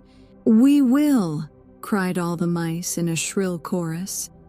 And then they scampered in all directions, for Toto had awakened from his sleep, and seeing all these mice around him, he gave one bark of delight and jumped right into the middle of the group. Toto had always loved to chase mice when he lived in Kansas, and he saw no harm in it. But the Tin Woodman caught the dog in his arms and held him tight, while he called to the mice, come back, Toto shall not hurt you." At this, the queen of the mice stuck her head out from underneath a clump of grass and asked in a timid voice, "Are you sure he will not bite us?" "I will not let him," said the woodman, "so do not be afraid." One by one, the mice came creeping back, and Toto did not bark again, although he tried to get out of the woodman's arms and would have bitten him had he not known very well he was made of tin. Finally, one of the biggest mice spoke. "Is there anything we can do?" it asked, "to repay you for saving the life of our queen?" "Nothing that I know of," answered the woodman, but the Scarecrow, who had been trying to think, but could not because his head was stuffed with straw, said quickly, "Oh yes, you can save our friend, the cowardly lion, who is asleep in the poppy bed." "A lion," cried the little queen. "Why, he would eat us all up." "Oh no," declared the Scarecrow, "this lion is a coward." "Really?" asked the mouse. "He says so himself," answered the Scarecrow, "and he would never hurt anyone who is our friend. If you will help us to save him, I promise that he shall treat you all with kindness." "Very well," said the queen. "We trust you. But what shall we do? Are there many of these mice which call you queen and are willing to obey you?" "Oh yes, there are thousands," she replied. "Then send for them all to come here as soon as possible, and let each one bring a long piece of string." The queen turned to the mice that attended her, and told them to go at once and get all her people. As soon as they heard her orders, they ran away in every direction as fast as possible. "Now," said the Scarecrow to the Tin Woodman, "you must go to those trees by the riverside and make a truck that will carry the lion." So the woodman went at once to the trees and began to work, and he soon made a truck out of the limbs of trees, from which he chopped away all the leaves and branches. He fastened it together with wooden pegs and made the 4 wheels out of short pieces of a big tree trunk. So fast and so well did he work that by the time the mice began to arrive, the truck was all ready for them. They came from all directions, and there were thousands of them, big mice and little mice and middle-sized mice, and each one brought a piece of string in his mouth. It was about this time that Dorothy woke from her long sleep and opened her eyes. She was greatly astonished to find herself lying upon the grass, with thousands of mice standing around and looking at her timidly. But the Scarecrow told her about everything, and turning to the dignified little mouse, he said, "Permit me to introduce to you Her Majesty the Queen." Dorothy nodded gravely, and the Queen made a curtsy, after which she became quite friendly with the little girl. The Scarecrow and the woodman now began to fasten the mice to the truck, using the strings they had brought. One end of a string was tied around the neck of each mouse and the other end to the truck. Of course, the truck was 1,000 times bigger than any of the mice who were to draw it, but when all the mice had been harnessed, they were able to pull it quite easily. Even the Scarecrow and the Tin Woodman could sit on it. and were drawn swiftly by their queer little horses to the place where the lion lay asleep. After a great deal of hard work, for the lion was heavy, they managed to get him up on the truck. Then the queen hurriedly gave her people the order to start, for she feared if the mice stayed among the poppies too long, they also would fall asleep. At first, the little creatures, many though they were, could hardly stir the heavily loaded truck. But the woodman and the scarecrow both pushed from behind, and they got along better. Soon they rolled the lion out of the poppy bed to the green fields, where he could breathe the sweet, fresh air again, instead of the poisonous scent of the flowers. Dorothy came to meet them and thanked the little mice warmly for saving her companion from death. She had grown so fond of the big lion she was glad he had been rescued. Then the mice were unharnessed from the truck and scampered away through the grass to their homes.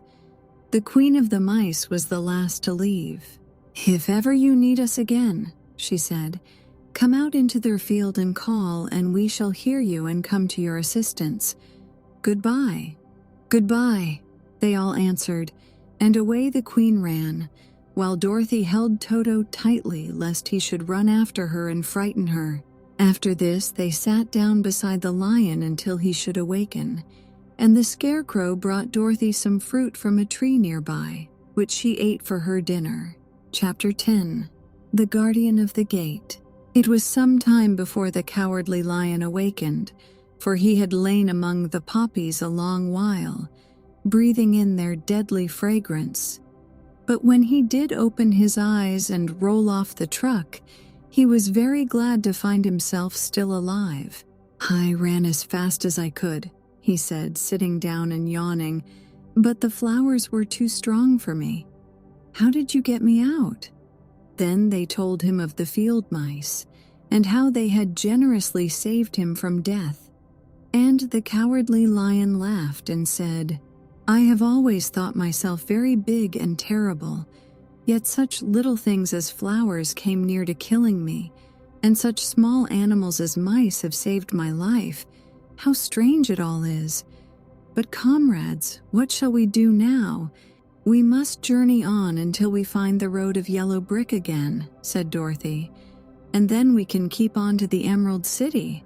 So the lion being fully refreshed and feeling quite himself again, they all started upon the journey, greatly enjoying the walk through the soft, fresh grass. And it was not long before they reached the road of yellow brick and turned again toward the Emerald City where the great Oz dwelt. The road was smooth and well paved now, and the country about was beautiful, so that the travelers rejoiced in leaving the forest far behind, and with it the many dangers they had met in its gloomy shades. Once more they could see fences built beside the road, but these were painted green, and when they came to a small house in which a farmer evidently lived, that also was painted green. They passed by several of these houses during the afternoon, and sometimes people came to the doors and looked at them as if they would like to ask questions, but no one came near them nor spoke to them because of the great lion, of which they were very much afraid. The people were all dressed in clothing of a lovely emerald green color and wore peaked hats like those of the Munchkins. "This must be the land of Oz," said Dorothy. "And we are surely getting near the Emerald City." "Yes," answered the Scarecrow. "Everything is green here, while in the country of the Munchkins, blue was the favorite color. But the people do not seem to be as friendly as the Munchkins, and I'm afraid we shall be unable to find a place to pass the night." "I should like something to eat besides fruit," said the girl, "and I'm sure Toto is nearly starved. Let us stop at the next house and talk to the people." So when they came to a good-sized farmhouse, Dorothy walked boldly up to the door and knocked. A woman opened it just far enough to look out and said, "What do you want, child, and why is that great lion with you?" "We wish to pass the night with you if you will allow us," answered Dorothy. "And the lion is my friend and comrade, and would not hurt you for the world." "Is he tame?" asked the woman, opening the door a little wider. "Oh yes," said the girl, "and he is a great coward too. He will be more afraid of you than you are of him." "Well," said the woman, after thinking it over and taking another peep at the lion, "if that is the case, you may come in, and I will give you some supper and a place to sleep." So they all entered the house, where there were, besides the woman, 2 children and a man. The man had hurt his leg and was lying on the couch in a corner.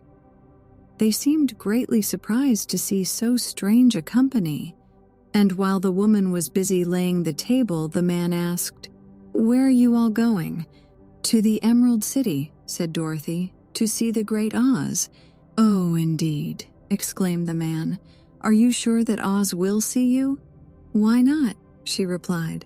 "Why, it is said that he never lets anyone come into his presence. I have been to the Emerald City many times, and it is a beautiful and wonderful place, but I have never been permitted to see the Great Oz, nor do I know of any living person who has seen him." "Does he never go out?" asked the Scarecrow. "Never.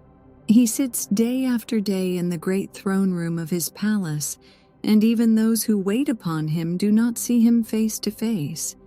"What is he like?" asked the girl. "That is hard to tell," said the man thoughtfully. "You see, Oz is a great wizard and can take on any form he wishes, so that some say he looks like a bird, and some say he looks like an elephant, and some say he looks like a cat. To others he appears as a beautiful fairy or a brownie, or in any other form that pleases him. But who the real Oz is, when he is in his own form, no living person can tell." "That is very strange," said Dorothy. "But we must try in some way to see him, or we shall have made our journey for nothing." "Why do you wish to see the terrible Oz?" asked the man. "I want him to give me some brains," said the Scarecrow eagerly. "Oh, Oz could do that easily enough," declared the man. "He has more brains than he needs." "And I want him to give me a heart," said the Tin Woodman. "That will not trouble him," continued the man, "for Oz has a large collection of hearts of all sizes and shapes." "And I want him to give me courage," said the Cowardly Lion. "Oz keeps a great pot of courage in his throne room," said the man, "which he has covered with a golden plate to keep it from running over. He will be glad to give you some." "And I want him to send me back to Kansas," said Dorothy. "Where is Kansas?" asked the man with surprise. "I don't know," replied Dorothy sorrowfully, "but it is my home and I'm sure it's somewhere." "Very likely. Well, Oz can do anything, so I suppose he will find Kansas for you. But first you must get to see him, and that will be a hard task, for the Great Wizard does not like to see anyone, and he usually has his own way. But what do you want?" he continued, speaking to Toto. Toto only wagged his tail, for strange to say, he could not speak. The woman now called to them that supper was ready, so they gathered around the table, and Dorothy ate some delicious porridge and a dish of scrambled eggs and a plate of nice white bread, and enjoyed her meal. The lion ate some of the porridge, but did not care for it, saying it was made from oats, and oats were food for horses, not for lions. The Scarecrow and the Tin Woodman ate nothing at all. Toto ate a little of everything, and was glad to get a good supper again. The woman now gave Dorothy a bed to sleep in, and Toto lay down beside her, while the lion guarded the door of her room so she might not be disturbed. The Scarecrow and the Tin Woodman stood up in a corner and kept quiet all night, although of course they could not sleep. The next morning, as soon as the sun was up, they started on their way. and soon saw a beautiful green glow in the sky just before them. "That must be the Emerald City," said Dorothy. As they walked on, the green glow became brighter and brighter, and it seemed that at last they were nearing the end of their travels. Yet it was afternoon before they came to the great wall that surrounded the city. It was high and thick, and of a bright green color. In front of them, and at the end of the road of yellow brick, was a big gate, all studded with emeralds that glittered so in the sun that even the painted eyes of the Scarecrow were dazzled by their brilliancy. There was a bell beside the gate, and Dorothy pushed the button and heard a silvery tinkle sound within. Then the big gate swung slowly open, and they all passed through and found themselves in a high arched room, the walls of which glistened with countless emeralds. Before them stood a little man about the same size as the Munchkins. He was clothed all in green from his head to his feet, and even his skin was of a greenish tint. At his side was a large green box. When he saw Dorothy and her companions, the man asked, "What do you wish in the Emerald City?" "We came here to see the Great Oz," said Dorothy. The man was so surprised at this answer that he sat down to think it over. "It has been many years since anyone asked me to see Oz," he said, shaking his head in perplexity. "He is powerful and terrible, and if you come on an idle or foolish errand to bother the wise reflections of the great wizard, he might be angry and destroy you all in an instant." "But it is not a foolish errand, nor an idle one," replied the Scarecrow. "It is important, and we have been told that Oz is a good wizard." "So he is," said the Green Man, "and he rules the Emerald City wisely and well. But to those who are not honest or who approach him from curiosity, he is most terrible, and few have ever dared ask to see his face. I am the guardian of the gates, and since you demand to see the Great Oz, I must take you to his palace. But first you must put on the spectacles." "Why?" asked Dorothy. "Because if you did not wear spectacles, the brightness and glory of the Emerald City would blind you. Even those who live in the city must wear spectacles night and day. They are all locked on, for Oz so ordered it when the city was first built, and I have the only key that will unlock them." He opened the big box, and Dorothy saw that it was filled with spectacles of every size and shape. All of them had green glasses in them. The guardian of the gates found a pair that would just fit Dorothy and put them over her eyes. There were 2 golden bands fastened to them that passed around the back of her head, where they were locked together by a little key that was at the end of a chain the guardian of the gates wore around his neck. When they were on, Dorothy could not take them off had she wished, but of course she did not wish to be blinded by the glare of the Emerald City, so she said nothing. Then the Green Man fitted spectacles for the Scarecrow and the Tin Woodman and the Lion, and even on little Toto, and all were locked fast with the key. Then the guardian of the gates put on his own glasses and told them he was ready to show them to the palace. Taking a big golden key from a peg on the wall, he opened another gate, and they all followed him through the portal into the streets of the Emerald City. Chapter 11. The Wonderful City of Oz. Even with eyes protected by the green spectacles, Dorothy and her friends were at first dazzled by the brilliancy of the wonderful city. The streets were lined with beautiful houses, all built of green marble and studded everywhere with sparkling emeralds. They walked over a pavement of the same green marble, and where the blocks were joined together were rows of emeralds, set closely and glittering in the brightness of the sun. The window panes were of green glass. Even the sky above the city had a green tint, and the rays of the sun were green. There were many people, men, women, and children walking about, and these were all dressed in green clothes and had greenish skins. They looked at Dorothy and her strangely assorted company with wondering eyes, and the children all ran away and hid behind their mothers when they saw the lion, but no one spoke to them. Many shops stood in the street, and Dorothy saw that everything in them was green. Green candy and green popcorn were offered for sale, as well as green shoes, green hats, and green clothes of all sorts. At Tone Place, a man was selling green lemonade, and when the children bought it, Dorothy could see that they paid for it with green pennies. There seemed to be no horses nor animals of any kind.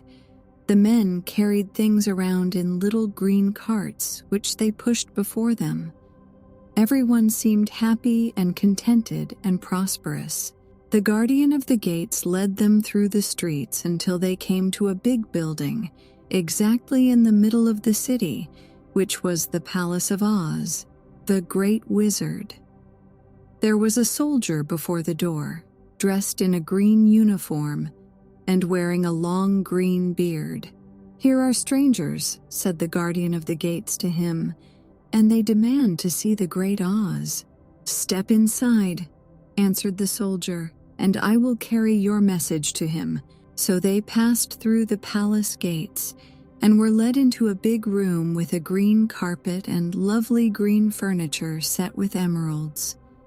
The soldier made them all wipe their feet upon a green mat before entering this room, and when they were seated, he said politely, "Please make yourselves comfortable while I go to the door of the throne room and tell Oz you are here." They had to wait a long time before the soldier returned. When, at last, he came back, Dorothy asked, "Have you seen Oz?" "Oh, no," returned the soldier. "I have never seen him, but I spoke to him as he sat behind his screen and gave him your message. He said he will grant you an audience if you so desire, but each one of you must enter his presence alone, and he will admit but one each day. Therefore, as you must remain in the palace for several days, I will have you shown to rooms where you may rest in comfort after your journey." "Thank you," replied the girl. "That is very kind of Oz." The soldier now blew upon a green whistle, and at once a young girl, dressed in a pretty green silk gown, entered the room. She had lovely green hair and green eyes, and she bowed low before Dorothy as she said, "Follow me and I will show you your room."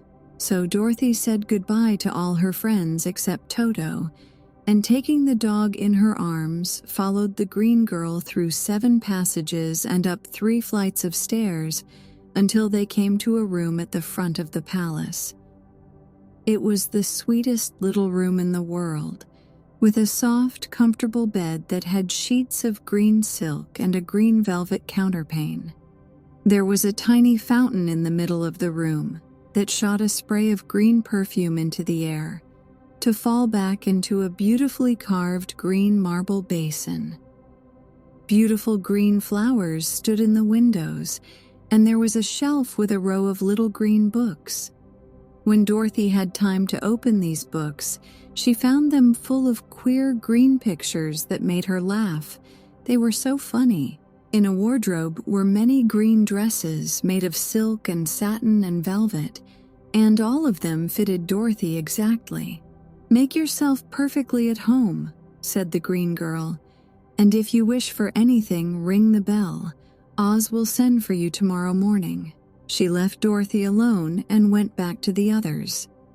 These she also led 2 rooms, and each one of them found himself lodged in a very pleasant part of the palace. Of course, this politeness was wasted on the Scarecrow, for when he found himself alone in his room, he stood stupidly in one spot, just within the doorway, to wait till morning. It would not rest him to lie down, and he could not close his eyes.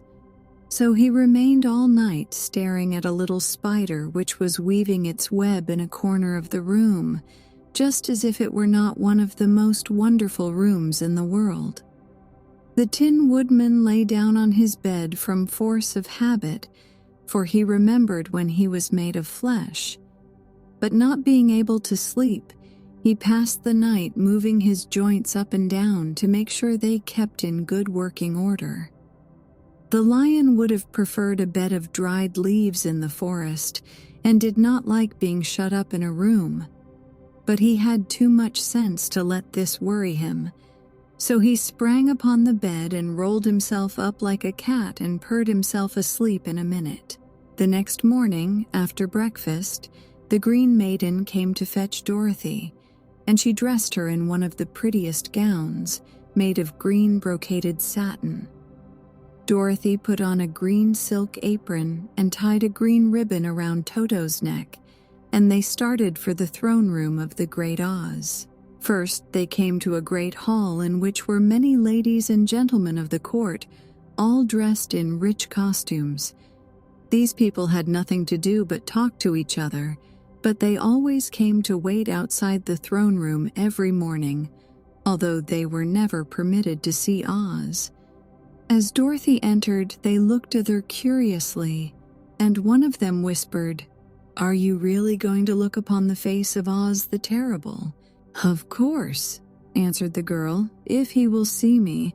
"Oh, he will see you," said the soldier who had taken her message to the wizard, "although he does not like to have people ask to see him. Indeed, at first he was angry and said I should send you back where you came from. Then he asked me what you looked like, and when I mentioned your silver shoes, he was very much interested. At last I told him about the mark upon your forehead, and he decided he would admit you to his presence." Just then a bell rang, and the green girl said to Dorothy, "That is the signal. You must go into the throne room alone." She opened a little door, and Dorothy walked boldly through and found herself in a wonderful place. It was a big, round room with a high arched roof, and the walls and ceiling and floor were covered with large emeralds set closely together. In the center of the roof was a great light, as bright as the sun, which made the emeralds sparkle in a wonderful manner. But what interested Dorothy most was the big throne of green marble that stood in the middle of the room. It was shaped like a chair and sparkled with gems, as did everything else. In the center of the chair was an enormous head, without a body to support it or any arms or legs whatever. There was no hair upon this head, but it had eyes and a nose and mouth, and was much bigger than the head of the biggest giant. As Dorothy gazed upon this in wonder and fear, the eyes turned slowly and looked at her sharply and steadily. Then the mouth moved, and Dorothy heard a voice say, "I am Oz, the Great and Terrible. Who are you and why do you seek me?" It was not such an awful voice as she had expected to come from the big head, so she took courage and answered, "I am Dorothy, the small and meek. I have come to you for help." The eyes looked at her thoughtfully for a full minute. Then said the voice, "Where did you get the silver shoes?" "I got them from the Wicked Witch of the East, when my house fell on her and killed her," she replied. "Where did you get the mark upon your forehead?" continued the voice. "That is where the Good Witch of the North kissed me when she bade me goodbye and sent me to you," said the girl. Again the eyes looked at her sharply, and they saw she was telling the truth. Then Oz asked, "What do you wish me to do?" "Send me back to Kansas, where my Aunt Em and Uncle Henry are," she answered earnestly. "I don't like your country, although it is so beautiful, and I am sure Aunt Em will be dreadfully worried over my being away so long." The eyes winked 3 times, and then they turned up to the ceiling and down to the floor and rolled around so queerly that they seemed to see every part of the room. And at last they looked at Dorothy again. "Why should I do this for you?" asked Oz. "Because you are strong and I am weak. Because you are a great wizard and I am only a little girl.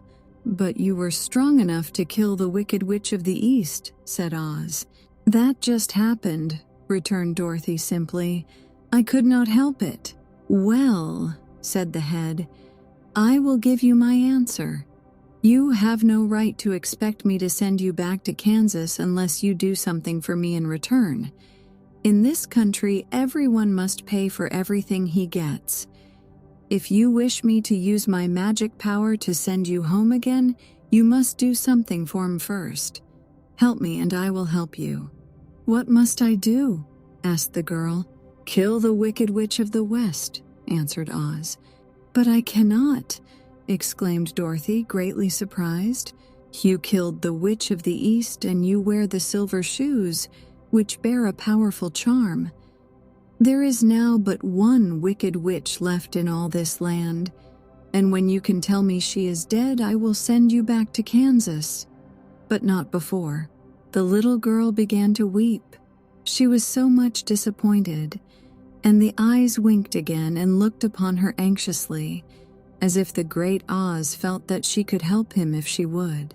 "I never killed anything willingly," she sobbed. "Even if I wanted to, how could I kill the Wicked Witch? If you, who are great and terrible, cannot kill her yourself, how do you expect me to do it?" "I do not know," said the head. "But that is my answer. And until the Wicked Witch dies, you will not see your uncle and aunt again. Remember that the witch is wicked, tremendously wicked, and ought to be killed. Now go and do not ask to see me again until you have done your task." Sorrowfully, Dorothy left the throne room and went back where the lion and the Scarecrow and the Tin Woodman were waiting to hear what Oz had said to her.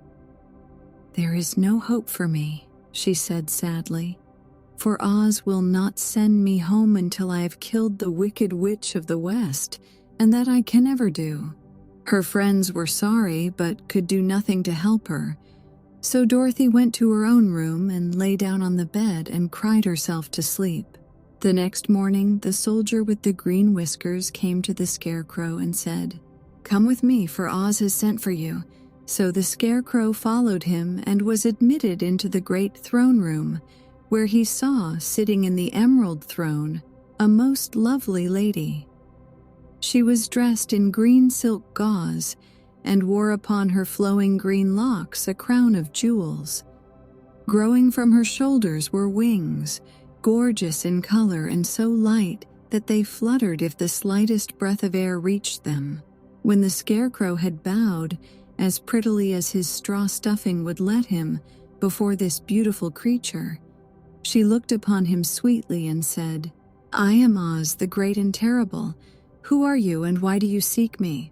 Now the Scarecrow, who had expected to see the great head Dorothy had told him of, was much astonished. But he answered her bravely, "I am only a scarecrow stuffed with straw.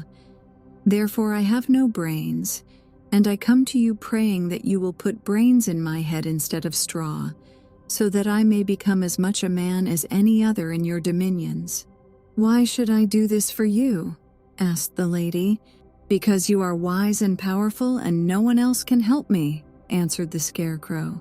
"I never grant favors without some return," said Oz.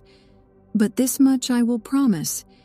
If you will kill for me the Wicked Witch of the West, I will bestow upon you a great many brains, and such good brains that you will be the wisest man in all the land of Oz."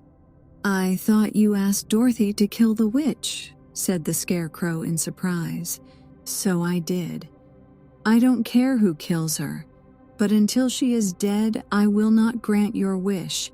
Now go, and do not seek me again until you have earned the brains you so greatly desire."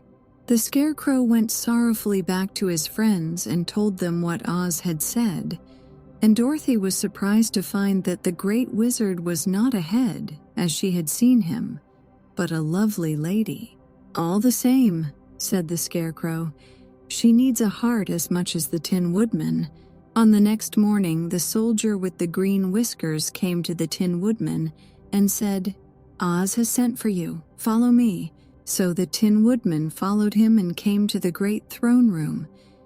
He did not know whether he would find Oz a lovely lady or a head, but he hoped it would be the lovely lady. "For," he said to himself, "if it is the head, I am sure I shall not be given a heart, since a head has no heart of its own and therefore cannot feel for me. But if it is the lovely lady, I shall beguard for a heart, for all ladies are themselves said to be kindly-hearted."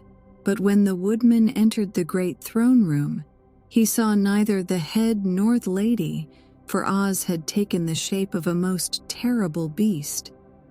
It was nearly as big as an elephant, and the green throne seemed hardly strong enough to hold its weight. The beast had a head like that of a rhinoceros, only there were 5 eyes in its face. There were 5 long arms growing out of its body, and it also had 5 long, slim legs. Thick, woolly hair covered every part of it, and a more dreadful-looking monster could not be imagined. It was fortunate the Tin Woodman had no heart at that moment, for it would have beat loud and fast from terror. But being only tin, the woodman was not at all afraid, although he was much disappointed. "I am Oz, the great and terrible," spoke the beast, in a voice that was one great roar. "Who are you and why do you seek me?" "I am a woodman and made of tin, therefore I have no heart and cannot love. I pray you to give me a heart that I may be as other men are." "Why should I do this?" demanded the beast. "Because I ask it, and you alone can grant my request," answered the woodman. Oz gave a low growl at this, but said gruffly, "If you indeed desire a heart, you must earn it." "How?" asked the woodman. "Help Dorothy to kill the wicked witch of the West," replied the beast. "When the witch is dead, come to me, and I will then give you the biggest and kindest and most loving heart in all the land of Oz." So the Tin Woodman was forced to return sorrowfully to his friends and tell them of the terrible beast he had seen. They all wondered greatly at the many forms the great wizard could take upon himself, and the lion said, "If he is a beast when I go to see him, I shall roar my loudest and so frighten him that he will grant all I ask. And if he is the lovely lady, I shall pretend to spring upon her and so compel her to do my bidding. And if he is the great head, he will be at my mercy, for I will roll this head all about the room until he promises to give us what we desire. So be of good cheer, my friends, for all will yet be well." The next morning, the soldier with the green whiskers led the lion to the great throne room and bade him enter the presence of Oz. The lion at once passed through the door, and glancing around saw, to his surprise, that before the throne was a ball of fire, so fierce and glowing he could scarcely bear to gaze upon it. His first thought was that Oz had by accident caught on fire and was burning up, but when he tried to go nearer, the heat was so intense that it singed his whiskers, and he crept back tremblingly to a spot nearer the door. Then a low, quiet voice came from the ball of fire, and these were the words it spoke. "I am Oz, the great and terrible. Who are you, and why do you seek me?" And the lion answered, "I am a cowardly lion, afraid of everything. I came to you to beg that you give me courage, so that in reality I may become the king of beasts, as men call me." "Why should I give you courage?" demanded Oz. "Because of all wizards, you are the greatest, and alone have power to grant my request," answered the lion. The ball of fire burned fiercely for a time, and the voice said, "Bring me proof that the wicked witch is dead, and that moment I will give you courage. But as long as the witch lives, you must remain a coward." The lion was angry at this speech, but could say nothing in reply. And while he stood silently gazing at the ball of fire, it became so furiously hot that he turned tail and rushed from the room. He was glad to find his friends waiting for him, and told them of his terrible interview with the wizard. "What shall we do now?" asked Dorothy sadly. "There is only one thing we can do," returned the lion, "and that is to go to the land of the Winkies, seek out the wicked witch, and destroy her." "But suppose we cannot," said the girl. "Then I shall never have courage," declared the lion. "And I shall never have brains," added the Scarecrow. "And I shall never have a heart," spoke the Tin Woodman. "And I shall never see Aunt Em and Uncle Henry," said Dorothy, beginning to cry. "Be careful," cried the green girl. "The tears will fall on your green silk gown and spot it." So Dorothy dried her eyes and said, "I suppose we must try it, but I am sure I do not want to kill anybody even to see Aunt Em again." "I will go with you, but I'm too much of a coward to kill the witch," said the lion. "I will go too," declared the Scarecrow, "but I shall not be of much help to you. I'm such a fool." "I haven't the heart to harm even a witch," remarked the Tin Woodman. "But if you go, I certainly shall go with you." Therefore it was decided to start upon their journey the next morning, and the woodman sharpened his axe on a green grindstone and had all his joints properly oiled. The Scarecrow stuffed himself with fresh straw, and Dorothy put new paint in his eyes that he might see better. The green girl, who was very kind to them, filled Dorothy's basket with good things to eat, and fastened a little bell around Toto's neck with a green ribbon. They went to bed quite early and slept soundly until daylight, when they were awakened by the crowing of a green cock that lived in the backyard of the palace, and the cackling of a hen that had laid a green egg. Chapter 12. The Search for the Wicked Witch. The soldier with the green whiskers led them through the streets of the Emerald City until they reached the room where the guardian of the gates lived. This officer unlocked their spectacles to put them back in his great box, and then he politely opened the gate for our friends. "Which road leads to the Wicked Witch of the West?" asked Dorothy. "There is no road," answered the guardian of the gates. "No one ever wishes to go that way." "How then are we to find her?" inquired the girl. "That will be easy," replied the man. "For when she knows you're in the country of the Winkies, she will find you and make you all her slaves." "Perhaps not," said the Scarecrow, "for we mean to destroy her." "Oh, that is different," said the guardian of the gates. "No one has ever destroyed her before, so I naturally thought she would make slaves of you, as she has of the rest. But take care, for she is wicked and fierce, and may not allow you to destroy her. Keep to the west where the sun sets, and you cannot fail to find her."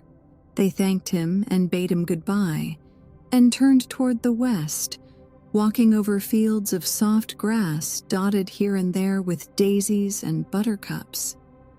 Dorothy still wore the pretty silk dress she had put on in the palace, but now, to her surprise, she found it was no longer green but pure white. The ribbon around Toto's neck had also lost its green color and was as white as Dorothy's dress. The Emerald City was soon left far behind.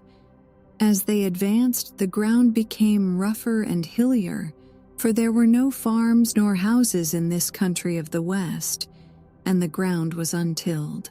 In the afternoon, the sun shone hot in their faces, for there were no trees to offer them shade, so that before night, Dorothy and Toto and the lion were tired and lay down upon the grass and fell asleep, with the woodman and the Scarecrow keeping watch. Now the Wicked Witch of the West had but one eye, yet that was as powerful as a telescope, and could see everywhere.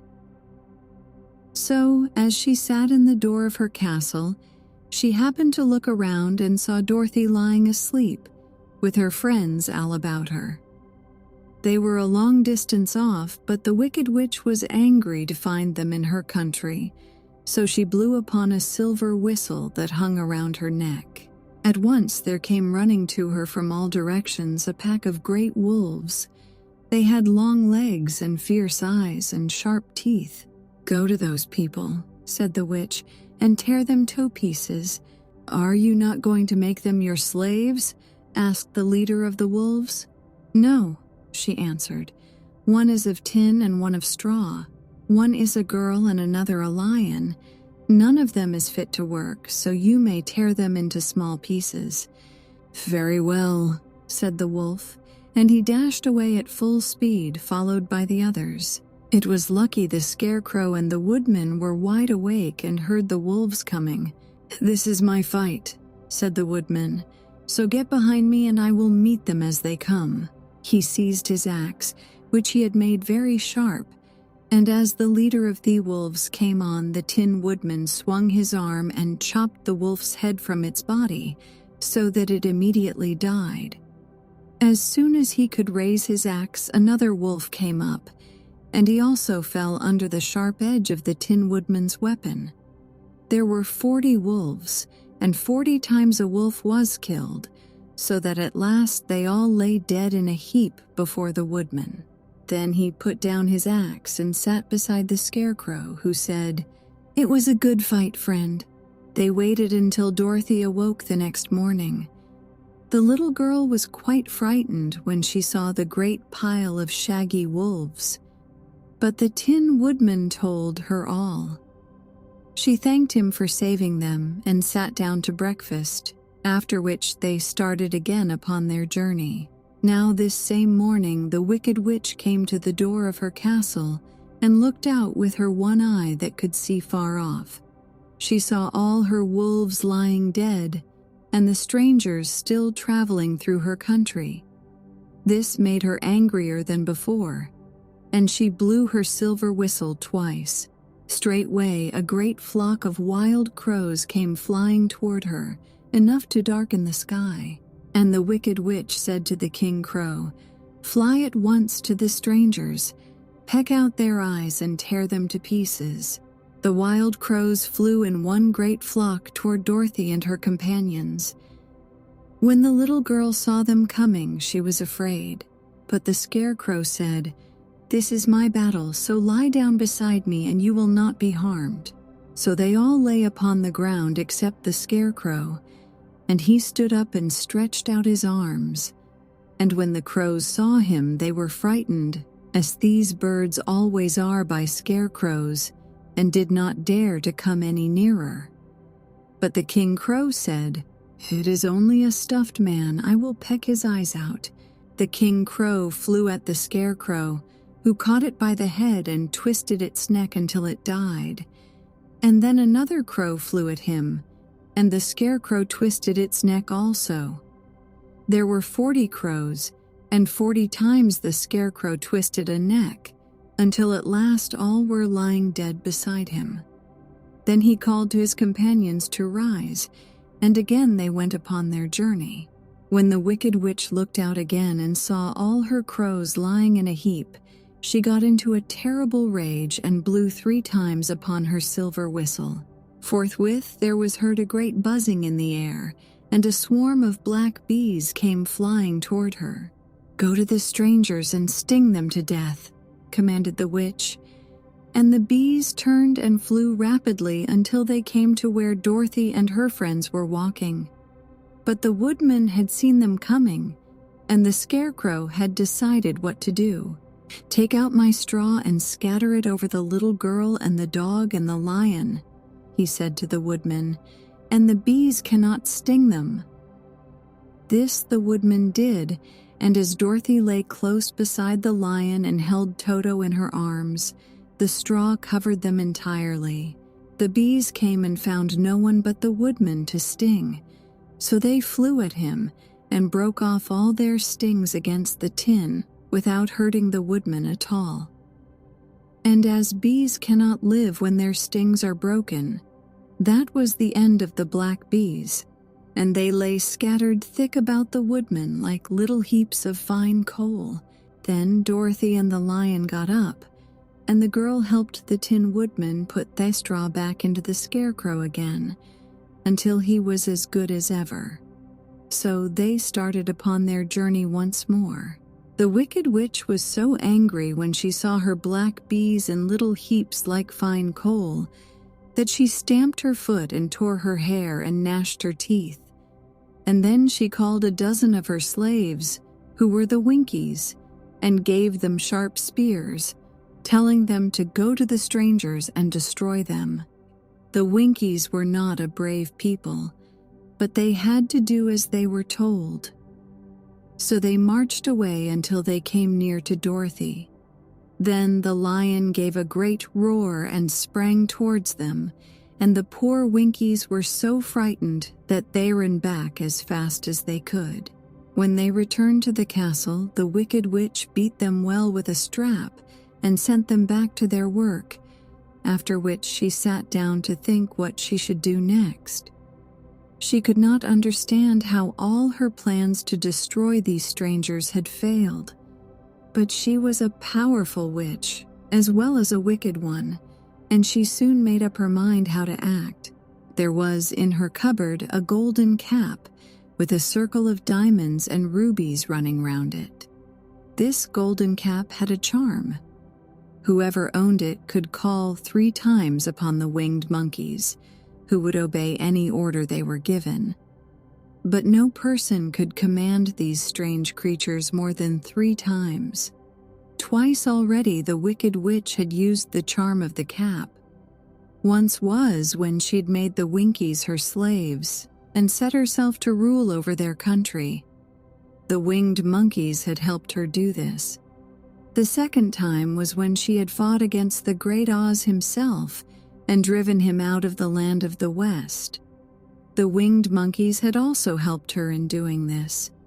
Only once more could she use this golden cap, for which reason she did not like to do so until all her other powers were exhausted. But now that her fierce wolves and her wild crows and her stinging bees were gone, and her slaves had been scared away by the cowardly lion, she saw there was only one way left to destroy Dorothy and her friends. So the wicked witch took the golden cap from her cupboard and placed it upon her head. Then she stood upon her left foot and said slowly, "Epi pepi kake."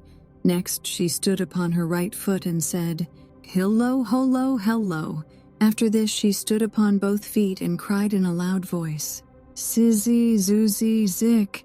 Now the charm began to work. The sky was darkened, and a low rumbling sound was heard in the air. There was a rushing of many wings, a great chattering and laughing, and the sun came out of the dark sky to show the wicked witch surrounded by a crowd of monkeys, each with a pair of immense and powerful wings on his shoulders. One, much bigger than the others, seemed to be their leader. He flew close to the witch and said, "You have called us for the 3rd and last time. What do you command?" "Go to the strangers who are within my land and destroy them all except the lion," said the wicked witch. "Bring that beast to me, for I have a mind to harness him like a horse and make him work." "Your commands shall be obeyed," said the leader. Then, with a great deal of chattering and noise, the winged monkeys flew away to the place where Dorothy and her friends were walking. Some of the monkeys seized the Tin Woodman and carried him through the air until they were over a country thickly covered with sharp rocks. Here they dropped the poor woodman, who fell a great distance to the rocks, where he lay so battered and dented that he could neither move nor groan. Others of the monkeys caught the Scarecrow, and with their long fingers pulled all of the straw out of his clothes and head. They made his hat and boots and clothes into a small bundle and threw it into the top branches of a tall tree. The remaining monkeys threw pieces of stout rope around the lion and wound many coils about his body and head and legs until he was unable to bite or scratch or struggle in any way. Then they lifted him up and flew away with him to the witch's castle, where he was placed in a small yard with a high iron fence around it, so that he could not escape. But Dorothy they did not harm at all. She stood with Toto in her arms, watching the sad fate of her comrades and thinking it would soon be her turn. The leader of the winged monkeys flew up to her, his long hairy arms stretched out and his ugly face grinning terribly. But he saw the mark of the good witch's kiss upon her forehead and stopped short, motioning the others not to touch her. "We dare not harm this little girl," he said to them, "for she is protected by the power of good, and that is greater than the power of evil. All we can do is to carry her to the castle of the wicked witch and leave her there." So, carefully and gently, they lifted Dorothy in their arms and carried her swiftly through the air until they came to the castle, where they set her down upon the front doorstep. Then the leader said to the witch, "We have obeyed you as far as we were able. The Tin Woodman and the Scarecrow are destroyed, and the lion is tied up in your yard. The little girl we dare not harm, nor the dog she carries in her arms. Your power over our bandies now ended, and you will never see us again." Then all the winged monkeys, with much laughing and chattering and noise, flew into the air and were soon out of sight. The wicked witch was both surprised and worried when she saw the mark on Dorothy's forehead, for she knew well that neither the winged monkeys nor she, herself, dare hurt the girl in any way. She looked down at Dorothy's feet, and seeing the silver shoes began to tremble with fear, for she knew what a powerful charm belonged to them. At first the witch was tempted to run away from Dorothy, but she happened to look into the child's eyes and saw how simple the soul behind them was, and that the little girl did not know of the wonderful power the silver shoes gave her. So the wicked witch laughed to herself and thought, "I can still make her my slave, for she does not know how to use her power." Then she said to Dorothy, harshly and severely, "Come with me and see that you mind everything I tell you, for if you do not I will make an end of you, as I did of the Tin Woodman and the Scarecrow." Dorothy followed her through many of the beautiful rooms in her castle until they came to the kitchen, where the witch bade her clean the pots and kettles and sweep the floor and keep the fire fed with wood. Dorothy went to work meekly, with her mind made up to work as hard as she could, for she was glad the wicked witch had decided not to kill her. With Dorothy hard at work, the witch thought she would go into the courtyard and harness the cowardly lion like a horse. It would amuse her, she was sure, to make him draw her chariot whenever she wished to go to drive. But as she opened the gate, the lion gave a loud roar and bounded at her so fiercely that the witch was afraid, and ran out and shut the gate again. "If I cannot harness you," said the witch to the lion, speaking through the bars of the gate, "I can starve you. You shall have nothing to eat until you do as I wish." So after that she took no food to the imprisoned lion, but every day she came to the gate at noon and asked, "Are you ready to be harnessed like a horse?" And the lion would answer, "No, if you come in this yard I will bite you." The reason the lion did not have to do as the witch wished was that every night, while the woman was asleep, Dorothy carried him food from the cupboard. After he had eaten, he would lie down on his bed of straw, and Dorothy would lie beside him and put her head on his soft, shaggy mane, while they talked of their troubles and tried to plan some way to escape. But they could find no way to get out of the castle, for it was constantly guarded by the yellow Winkies, who were the slaves of the wicked witch and too afraid of her not to do as she told them. The girl had to work hard during the day, and often the witch threatened to beat her with the same old umbrella she always carried in her hand. But, in truth, she did not dare to strike Dorothy because of the mark upon her forehead. The child did not know this, and was full of fear for herself and Toto. Once the witch struck Toto a blow with her umbrella, and the brave little dog flew at her and bit her leg in return. The witch did not bleed where she was bitten, for she was so wicked that the blood in her had dried up many years before. Dorothy's life became very sad as she grew to understand that it would be harder than ever to get back to Kansas and Aunt Em again. Sometimes she would cry bitterly for hours, with Toto sitting at her feet and looking into her face, whining dismally to show how sorry he was for his little mistress. Toto did not really care whether he was in Kansas or the Land of Oz so long as Dorothy was with him. But he knew the little girl was unhappy, and that made him unhappy too. Now the wicked witch had a great longing to have for her own the silver shoes which the girl always wore. Her bees and her crows and her wolves were lying in heaps and drying up, and she had used up all the power of the golden cap.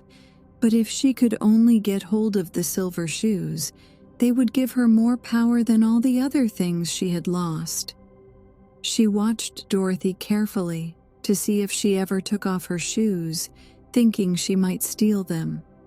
But the child was so proud of her pretty shoes that she never took them off except at night and when she took her bath.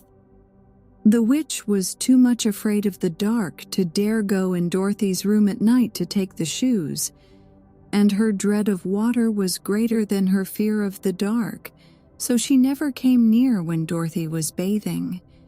Indeed, the old witch never touched water, nor ever let water touch her in any way. But the wicked creature was very cunning, and she finally thought of a trick that would give her what she wanted. She placed a bar of iron in the middle of the kitchen floor, and then by her magic arts made the iron invisible to human eyes, so that when Dorothy walked across the floor, she stumbled over the bar, not being able to see it, and fell at full length. She was not much hurt, but in her fall one of the silver shoes came off, and before she could reach it, the witch had snatched it away and put it on her own skinny foot. The wicked woman was greatly pleased with the success of her trick, for as long as she had one of the shoes, she owned half the power of their charm, and Dorothy could not use it against her, even had she known how to do so. The little girl, seeing she had lost one of her pretty shoes, grew angry and said to the witch, "Give me back my shoe." "I will not," retorted the witch, "for it is now my shoe and not yours." "You are a wicked creature," cried Dorothy. "You have no right to take my shoe from me. I shall keep it just the same," said the witch, laughing at her. "And someday I shall get the other one from you too." This made Dorothy so very angry that she picked up the bucket of water that stood near and dashed it over the witch, wetting her from head to foot. Instantly the wicked woman gave a loud cry of fear, and then, as Dorothy looked at her in wonder, the witch began to shrink and fall away. "See what you have done," she screamed. "In a minute I shall melt away." "I'm very sorry indeed," said Dorothy, who was truly frightened to see the witch actually melting away like brown sugar before her very eyes. "Didn't you know water would be the end of me?" asked the witch in a wailing, despairing voice. "Of course not," answered Dorothy. "How should I? Well, in a few minutes I shall be all melted, and you will have the castle to yourself. I have been wicked in my day, but I never thought a little girl like you would ever be able to melt me and end my wicked deeds. Look out, here I go." With these words, the witch fell down in a brown, melted, shapeless mass and began to spread over the clean boards of the kitchen floor. Seeing that she had really melted away to nothing, Dorothy drew another bucket of water and threw it over the mess. She then swept it all out the door.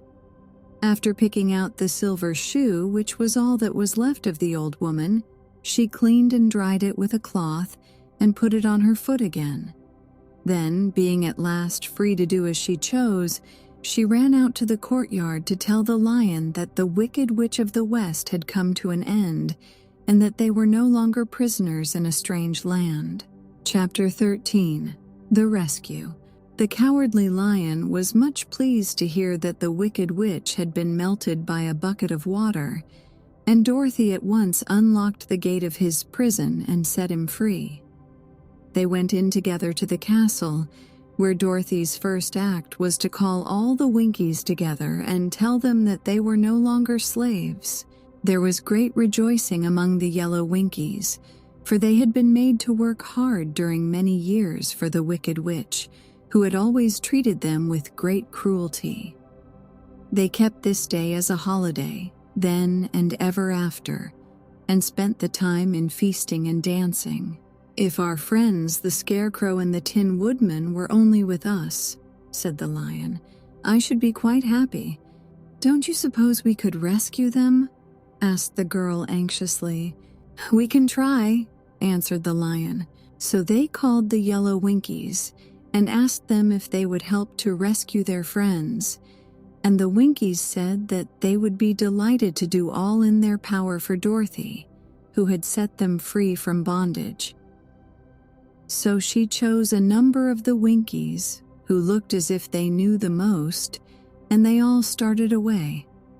They traveled that day and part of the next until they came to the rocky plain where the Tin Woodman lay, all battered and bent. His axe was near him, but the blade was rusted and the handle broken off short. The Winkies lifted him tenderly in their arms and carried him back to the yellow castle again, Dorothy shedding a few tears by the way at the sad plight of her old friend, and the Lion looking sober and sorry. When they reached the castle, Dorothy said to the Winkies, "Are any of your people tinsmiths?" "Oh yes, some of us are very good tinsmiths," they told her. "Then bring them to me," she said. And when the tinsmiths came, bringing with them all their tools in baskets, she inquired, "Can you straighten out those dents in the Tin Woodman, and bend him back into shape again, and solder him together where he is broken?"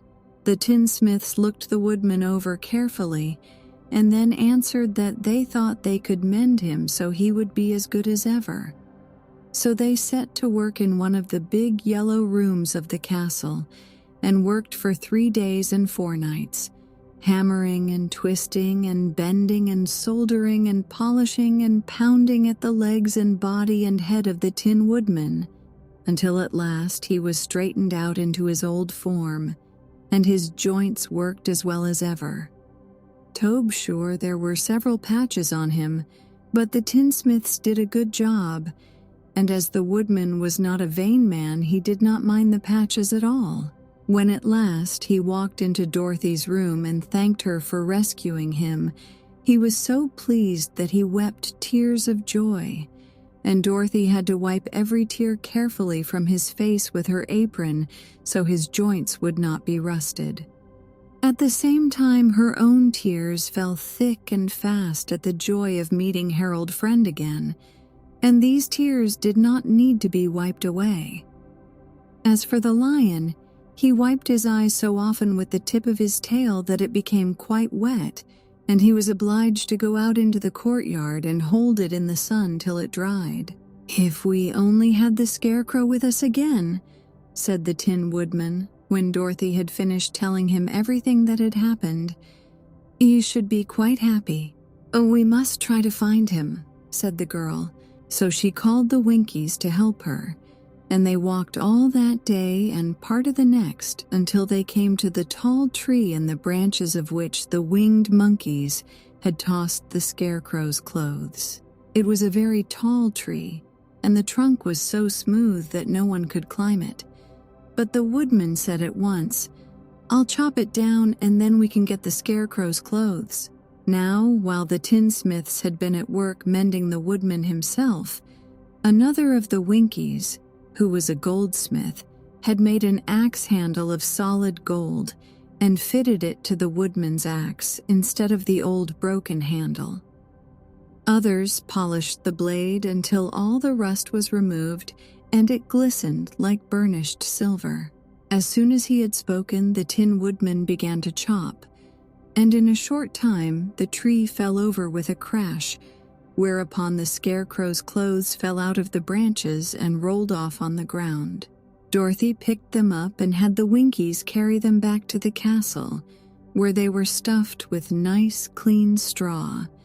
And behold, here was the Scarecrow, as good as ever, thanking them over and over again for saving him.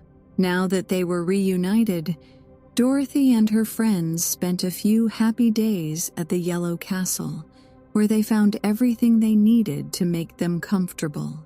But one day the girl thought of Aunt Em and said, "We must go back twos and claim his promise." "Yes," said the Woodman, "at last I shall get my heart." "And I shall get my brains," added the Scarecrow joyfully. "And I shall get my courage," said the Lion thoughtfully. "And I shall get back to Kansas," cried Dorothy, clapping her hands. "Oh, let us start for the Emerald City tomorrow." This they decided to do. The next day they called the Winkies together and bade them goodbye. The Winkies were sorry to have them go, and they had grown so fond of the Tin Woodman that they begged him to stay and rule over them and the Yellow Land of the West. Finding they were determined to go, the Winkies gave Toto and the Lion each a golden collar, and to Dorothy they presented a beautiful bracelet studded with diamonds, and to the Scarecrow they gave a gold-headed walking stick to keep him from stumbling, and to the Tin Woodman they offered a silver oil can, inlaid with gold and set with precious jewels. Every one of the travelers made the Winkies a pretty speech in return, and all shook hands with them until their arms ached. Dorothy went to the witch's cupboard to fill her basket with food for the journey, and there she saw the golden cap. She tried it on her own head, and found that it fitted her exactly. She did not know anything about the charm of the golden cap, but she saw that it was pretty. So she made up her mind to wear it and carry her sunbonnet in the basket. Then, being prepared for the journey, they all started for the Emerald City, and the Winkies gave them 3 cheers and many good wishes to carry with them. Chapter 14. The Winged Monkeys. You will remember there was no road, not even a pathway between the castle of the Wicked Witch and the Emerald City. When the 4 travelers went in search of the witch, she had seen them coming, and so sent the winged monkeys to bring them to her. It was much harder to find their way back through the big fields of buttercups and yellow daisies than it was being carried. They knew, of course, they must go straight east toward the rising sun, and they started off in the right way. But at noon, when the sun was over their heads, they did not know which was east and which was west, and that was the reason they were lost in the great fields. They kept on walking, however, and at night the moon came out and shone brightly. So they lay down among the sweet-smelling yellow flowers and slept soundly until morning, all but the Scarecrow and the Tin Woodman. The next morning the sun was behind a cloud, but they started on, as if they were quite sure which way they were going. "If we walk far enough," said Dorothy, "I am sure we shall sometime come to some place." But day by day passed away, and they still saw nothing before them but these scarlet fields. The Scarecrow began to grumble a bit. "We have surely lost our way," he said, "and unless we find it again in time to reach the Emerald City, I shall never get my brains." "Nor I my heart," declared the Tin Woodman. "It seems to me I can scarcely wait till I get to Oz, and you must admit this is a very long journey." "You see," said the Cowardly Lion with a whimper, "I haven't the courage to keep tramping forever without getting anywhere at all." Then Dorothy lost heart. She sat down on the grass and looked at her companions, and they sat down and looked at her. And Toto found that for the first time in his life he was too tired to chase a butterfly that flew past his head. So he put out his tongue and panted and looked at Dorothy as if to ask what they should do next. "Suppose we call the field mice," she suggested. "They could probably tell us the way to the Emerald City." "To be sure they could," cried the Scarecrow. "Why didn't we think of that before?" Dorothy blew the little whistle she had always carried about her neck since the Queen of the Mice had given it to her. In a few minutes they heard the pattering of tiny feet, and many of the small gray mice came running up to her. Among them was the Queen herself, who asked in her squeaky little voice, "What can I do for my friends?" "We have lost our way," said Dorothy. "Can you tell us where the Emerald City is?" "Certainly," answered the Queen, "but it is a great way off, for you have had it at your backs all this time." Then she noticed Dorothy's golden cap and said, "Why don't you use the charm of the cap and call the winged monkeys to you? They will carry you to the City of Oz in less than an hour." "I didn't know there was a charm," answered Dorothy in surprise. "What is it?" "It is written inside the golden cap," replied the Queen of the Mice. "But if you are going to call the winged monkeys, we must run away, for they are full of mischief and think it great fun to plague us." "Won't they hurt me?" asked the girl anxiously. "Oh no, they must obey the wearer of the cap. Goodbye." And she scampered out of sight, with all the mice hurrying after her. Dorothy looked inside the golden cap and saw some words written upon the lining. These, she thought, must be the charm. So she read the directions carefully and put the cap upon her head. "Peppy, peppy, kaki," she said, standing on her left foot. "What did you say?" asked the Scarecrow, who did not know what she was doing.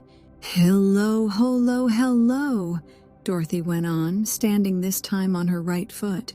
"Hello," replied the Tin Woodman calmly. "Sizzy, zuzzy, zick," said Dorothy, who was now standing on both feet. This ended the saying of the charm, and they heard a great chattering and flapping of wings as the band of winged monkeys flew up to them.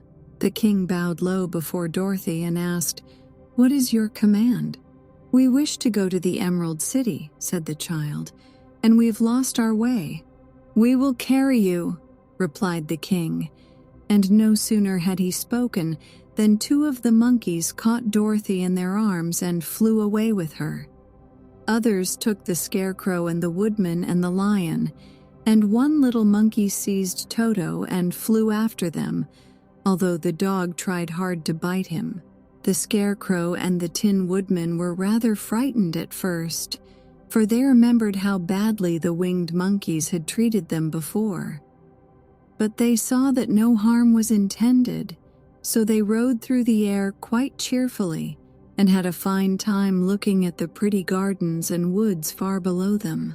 Dorothy found herself riding easily between two of the biggest monkeys, one of them the king himself. They had made a chair of their hands and were careful not to hurt her. "Why do you have to obey the charm of the golden cap?" she asked. "That is a long story," answered the king with a winged laugh. "But as we have a long journey before us, I will pass the time by telling you about it if you wish." "I shall be glad to hear it," she replied. "Once," began the leader, "we were a free people, living happily in the great forest, flying from tree to tree, eating nuts and fruit, and doing just as we pleased without calling anybody master. Perhaps some of us were rather too full of mischief at times, flying down to pull the tails of the animals that had no wings, chasing birds and throwing nuts at the people who walked in the forest. But we were careless and happy and full of fun, and enjoyed every minute of the day. This was many years ago, long before Oz came out of the clouds to rule over this land. There lived here then, away at the north, a beautiful princess, who was also a powerful sorceress. All her magic was used to help the people, and she was never known to hurt anyone who was good. Her name was Gayolette, and she lived in a handsome palace built from great blocks of ruby. Everyone loved her, but her greatest sorrow was that she could find no one to love in return, since all the men were much too stupid and ugly to mate with one so beautiful and wise. At last, however, she found a boy who was handsome and manly and wise beyond his years. Gayelette made up her mind that when he grew to be a man, she would make him her husband, so she took him to her ruby palace and used all her magic powers to make him as strong and good and lovely as any woman could wish. When he grew to manhood, Quelala, as he was called, was said to be the best and wisest man in all the land, while his manly beauty was so great that Gayelette loved him dearly and hastened to make everything ready for the wedding. My grandfather was at that time the king of the winged monkeys, which lived in the forest near Gayelette's palace, and the old fellow loved a joke better than a good dinner. One day, just before the wedding, my grandfather was flying out with his band when he saw Quelala walking beside the river. He was dressed in a rich costume of pink silk and purple velvet, and my grandfather thought he would see what he could do. At his word, the band flew down and seized Quelala, carried him in their arms until they were over the middle of the river, and then dropped him into the water. "Swim out, my fine fellow," cried my grandfather, "and see if the water has spotted your clothes." Quelala was much too wise not to swim, and he was not in the least spoiled by all his good fortune. He laughed when he came to the top of the water and swam into shore. But when Gayelette came running out to him, she found his silks and velvet all ruined by the river. The princess was angry, and she knew, of course, who did it. She had all the winged monkeys brought before her, and she said at first that their wings should be tied, and they should be treated as they had treated Quelala and dropped in the river. But my grandfather pleaded hard, for he knew the monkeys would drown in the river with their wings tied, and Quelala said a kind word for them also, so that Gayelette finally spared them, on condition that the winged monkeys should ever after do 3 times the bidding of the owner of the golden cap. This cap had been made for a wedding present to Quelala, and it is said to have cost the princess half her kingdom. Of course, my grandfather and all the other monkeys at once agreed to the condition, and that is how it happens that we are 3 times the slaves of the owner of the golden cap, whosoever he may be. "And what became of them?" asked Dorothy, who had been greatly interested in the story. "Quelala being the first owner of the golden cap," replied the monkey, "he was the first to lay his wishes upon us. As his bride could not bear the sight of us, he called us all to him in the forest after he had married her, and ordered us always to keep where she could never again set eyes on a winged monkey, which we were glad to do, for we were all afraid of her.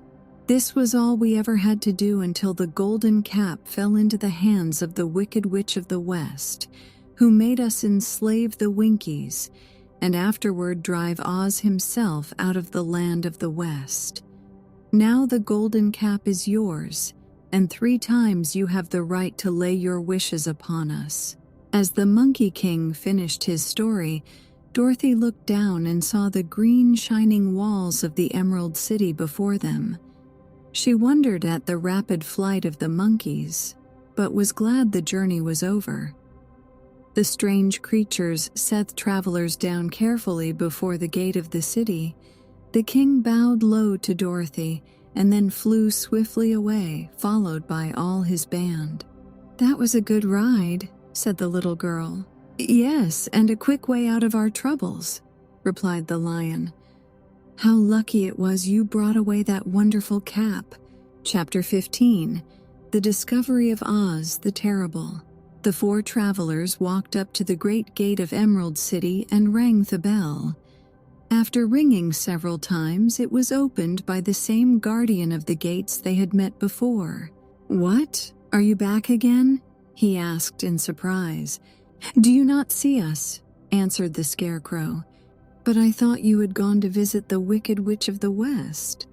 "We did visit her," said the Scarecrow. "And she let you go again?" asked the man in wonder. "She could not help it, for she is melted," explained the Scarecrow. "Melted?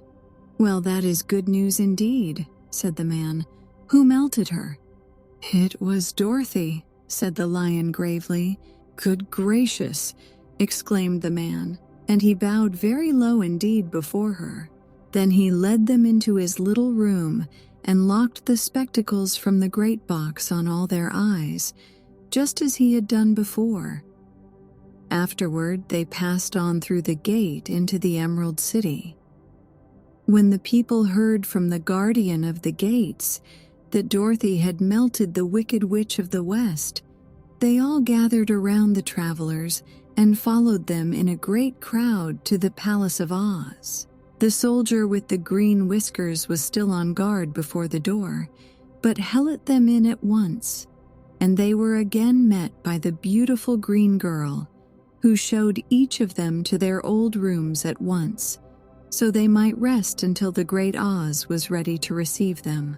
The soldier had the news carried straight to Oz that Dorothy and the other travelers had come back again after destroying the Wicked Witch.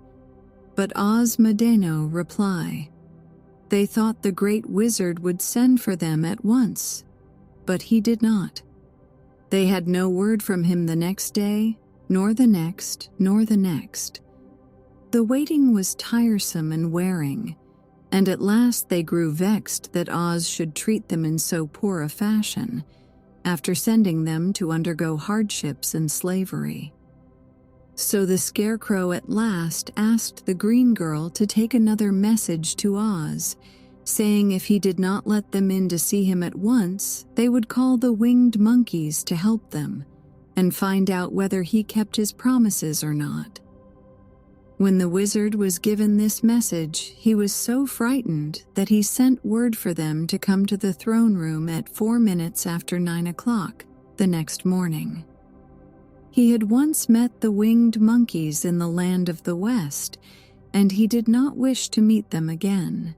The 4 travelers passed a sleepless night, each thinking of the gift Oz had promised to bestow on him. Dorothy fell asleep only once, and then she dreamed she was in Kansas, where Aunt Em was telling her how glad she was to have her little girl at home again. Promptly at 9 o'clock the next morning, the green-whiskered soldier came to them, and 4 minutes later they all went into the throne room of the Great Oz. Of course, each one of them expected to see the wizard in the shape he had taken before, and all were greatly surprised when they looked about and saw no one at all in the room. They kept close to the door and closer to one another, for the stillness of the empty room was more dreadful than any of the forms they had seen Oz take. Presently they heard a solemn voice that seemed to come from somewhere near the top of the great dome, and it said, "I am Oz, the great and terrible. Why do you seek me?" They looked again in every part of the room, and then, seeing no one, Dorothy asked, "Where are you?" "I am everywhere," answered the voice. "But to the eyes of common mortals I am invisible. I will now seat myself upon my throne, that you may converse with me." Indeed, the voice seemed just then to come straight from the throne itself. So they walked toward it and stood in a row, while Dorothy said, "We have come to claim our promise, O Oz." "What promise?" asked Oz. "You promised to send me back to Kansas when the Wicked Witch was destroyed," said the girl. "And you promised to give me brains," said the Scarecrow. "And you promised to give me a heart," said the Tin Woodman. "And you promised to give me courage," said the Cowardly Lion. "Is the Wicked Witch really destroyed?" asked the voice, and Dorothy thought it trembled a little. "Yes," she answered. "I melted her with a bucket of water." "Dear me," said the voice, "how sudden. Well, come to me tomorrow, for I must have time to think it over." "You've had plenty of time already," said the Tin Woodman angrily. "We shan't wait a day longer," said the Scarecrow. "You must keep your promises to us," exclaimed Dorothy. The lion thought it might be as well to frighten the wizard, so he gave a large, loud roar, which was so fierce and dreadful that Toto jumped away from him in alarm and tipped over the screen that stood in a corner. As it fell with a crash, they looked that way, and the next moment all of them were filled with wonder, for they saw, standing in just the spot the screen had hidden, a little old man with a bald head and a wrinkled face who seemed to be as much surprised as they were. The Tin Woodman, raising his axe, rushed toward the little man and cried out, "Who are you?" "I am Oz, the Great and Terrible," said the little man in a trembling voice. "But don't strike me, please don't, and I'll do anything you want me to." Our friends looked at him in surprise and dismay.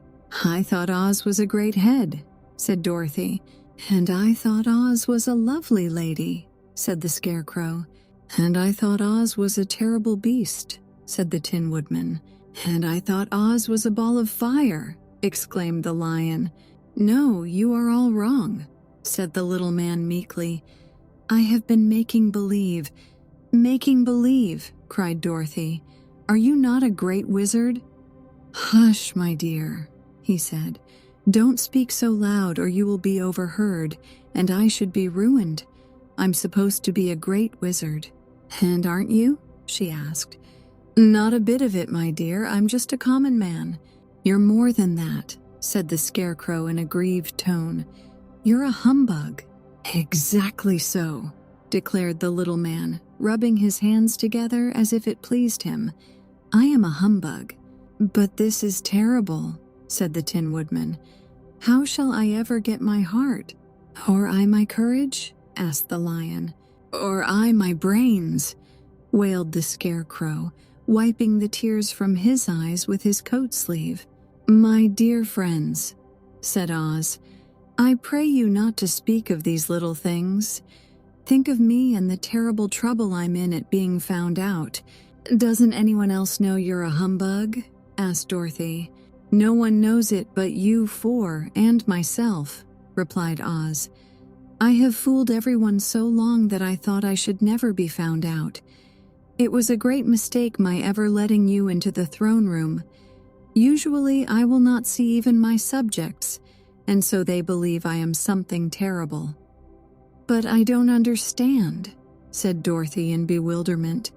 "How was it that you appeared to me as a great head?" "That was one of my tricks," answered Oz. "Step this way, please, and I will tell you all about it." He led the way to a small chamber in the rear of the throne room, and they all followed him. He pointed to one corner in which lay the great head, made out of many thicknesses of paper and with a carefully painted face. "This I hung from the ceiling by a wire," said Oz. "I stood behind the screen and pulled a thread to make the eyes move and the mouth open." "But how about the voice?" she inquired. "Oh, I am a ventriloquist," said the little man. "I can throw the sound of my voice wherever I wish, so that you thought it was coming out of the head. Here are the other things I used to deceive you." He showed the Scarecrow the dress and the mask he had worn when he seemed to be the lovely lady. And the Tin Woodman saw that his terrible beast was nothing but a lot of skins, sewn together, with slats to keep their sides out. As for the ball of fire, the false wizard had hung that also from the ceiling. It was really a ball of cotton, but when oil was poured upon it, the ball burned fiercely. "Really," said the Scarecrow, "you ought to be ashamed of yourself for being such a humbug." I certainly am," answered the little man sorrowfully, "but it was the only thing I could do. Sit down, please, there are plenty of chairs, and I will tell you my story." So they sat down and listened while he told the following tale. "I was born in Omaha." "Why, that isn't very far from Kansas," cried Dorothy. "No, but it's farther from here," he said, shaking his head at her sadly. When I grew up, I became a ventriloquist, and at that I was very well trained by a great master. I can imitate any kind of a bird or beast." Here he mewed so like a kitten that Toto pricked up his ears and looked everywhere to see where she was. "After a time," continued Oz, "I tired of that and became a balloonist." "What is that?" asked Dorothy. "A man who goes up in a balloon on circus day, so as to draw a crowd of people together and get them to pay to see the circus," he explained. "Oh," she said, "I know. Well, one day I went up in a balloon and the ropes got twisted so that I couldn't come down again. It went way up above the clouds, so far that a current of air struck it and carried it many, many miles away. For a day and a night I traveled through the air, and on the morning of the second day I awoke and found the balloon floating over a strange and beautiful country. It came down gradually, and I was not hurt a bit, but I found myself in the midst of a strange people who, seeing me come from the clouds, thought IWA's a great wizard. Of course I let them think so, because they were afraid of me and promised to do anything I wished them to. Just to amuse myself and keep the good people busy, I ordered them to build this city and my palace, and they did it all willingly and well. Then I thought, as the country was so green and beautiful, I would call it the Emerald City. And to make the name fit better, I put green spectacles on all the people so that everything they saw was green." "But isn't everything here green?" asked Dorothy. "No more than in any other city," replied Oz. "But when you wear green spectacles, why, of course, everything you see looks green to you. The Emerald City was built a great many years ago, for I was a young man when the balloon brought me here, and I am a very old man now. But my people have worn green glasses on their eyes so long that most of them think it really is an Emerald City, and it certainly is a beautiful place, abounding in jewels and precious metals, and every good thing that is needed to make one happy. I have been good to the people and they like me, but ever since this palace was built, I have shut myself up and would not see any of them. One of my greatest fears was the witches, for while I had no magical powers at all, I soon found out that the witches were really able to do wonderful things. There were 4 of them in this country, and they ruled the people who live in the north and south and east and west. Fortunately, the witches of the north and south were good, and I knew they would do me no harm. But the witches of the east and west were terribly wicked, and had they not thought I was more powerful than they themselves, they would surely have destroyed me. As it was, I lived in deadly fear of them for many years. So you can imagine how pleased I was when I heard your house had fallen on the wicked witch of the East. When you came to me, I was willing to promise anything if you would only do away with the other witch, but now that you have melted her, I am ashamed to say that I cannot keep my promises. "I think you are a very bad man," said Dorothy. "Oh no, my dear. I'm really a very good man, but I'm a very bad wizard, I must admit. Can't you give me brains?" asked the Scarecrow. "You don't need them. You are learning something every day. A baby has brains, but it doesn't know much. Experience is the only thing that brings knowledge, and the longer you are on Earth, the more experience you are sure to get." "That may all be true," said the Scarecrow, "but I shall be very unhappy unless you give me brains." The false wizard looked at him carefully. "Well," he said with a sigh, "I'm not much of a magician, as I said, but if you will come to me tomorrow morning, I will stuff your head with brains. I cannot tell you how to use them, however. You must find that out for yourself." "Oh, thank you, cried the Scarecrow. "I'll find a way to use them, never fear." "But how about my courage?" asked the lion anxiously. "You have plenty of courage, I am sure," answered Oz. "All you need is confidence in yourself. There is no living thing that is not afraid when it faces danger. The true courage is in facing danger when you are afraid, and that kind of courage you have in plenty." "Perhaps I have, but I'm scared just the same," said the lion. "I shall really be very unhappy unless you give me the sort of courage that makes one forget he is afraid." "Very well, I will give you that sort of courage tomorrow," replied Oz. "How about my heart?" asked the Tin Woodman. "Why, as for that," answered Oz, "I think you are wrong to want a heart. It makes most people unhappy. If you only knew it, you are in luck not to have a heart." "That must be a matter of opinion," said the Tin Woodman. "For my part, I will bear all the unhappiness without a murmur, if you will give me the heart." "Very well," answered Oz meekly. "Come to me tomorrow and you shall have a heart. I have played wizard for so many years that I may as well continue the part a little longer." "And now," said Dorothy, "how am I to get back to Kansas?" "We shall have to think about that," replied the little man. "Give me 2 or 3 days to consider the matter, and I'll try to find a way to carry you over the desert. In the meantime, you shall all be treated as my guests, and while you live in the palace, my people will wait upon you and obey your slightest wish. There is only one thing I ask in return for me help, such as it is. You must keep my secret and tell no one I am a humbug." They agreed to say nothing of what they had learned, and went back to their rooms in high spirits. Even Dorothy had hope that the great and terrible humbug, as she called him, would find a way to send her back to Kansas. And if he did, she was willing to forgive him everything. Chapter 16. The Magic Art of the Great Humbug. Next morning, the Scarecrow said to his friends, "Congratulate me. I am going to Oz to get my brains at last. When I return, I shall be as other men are." "I have always liked you as you were," said Dorothy simply. "It is kind of you to like a scarecrow," he replied. "But surely you will think more of me when you hear the splendid thoughts my new brain is going to turn out."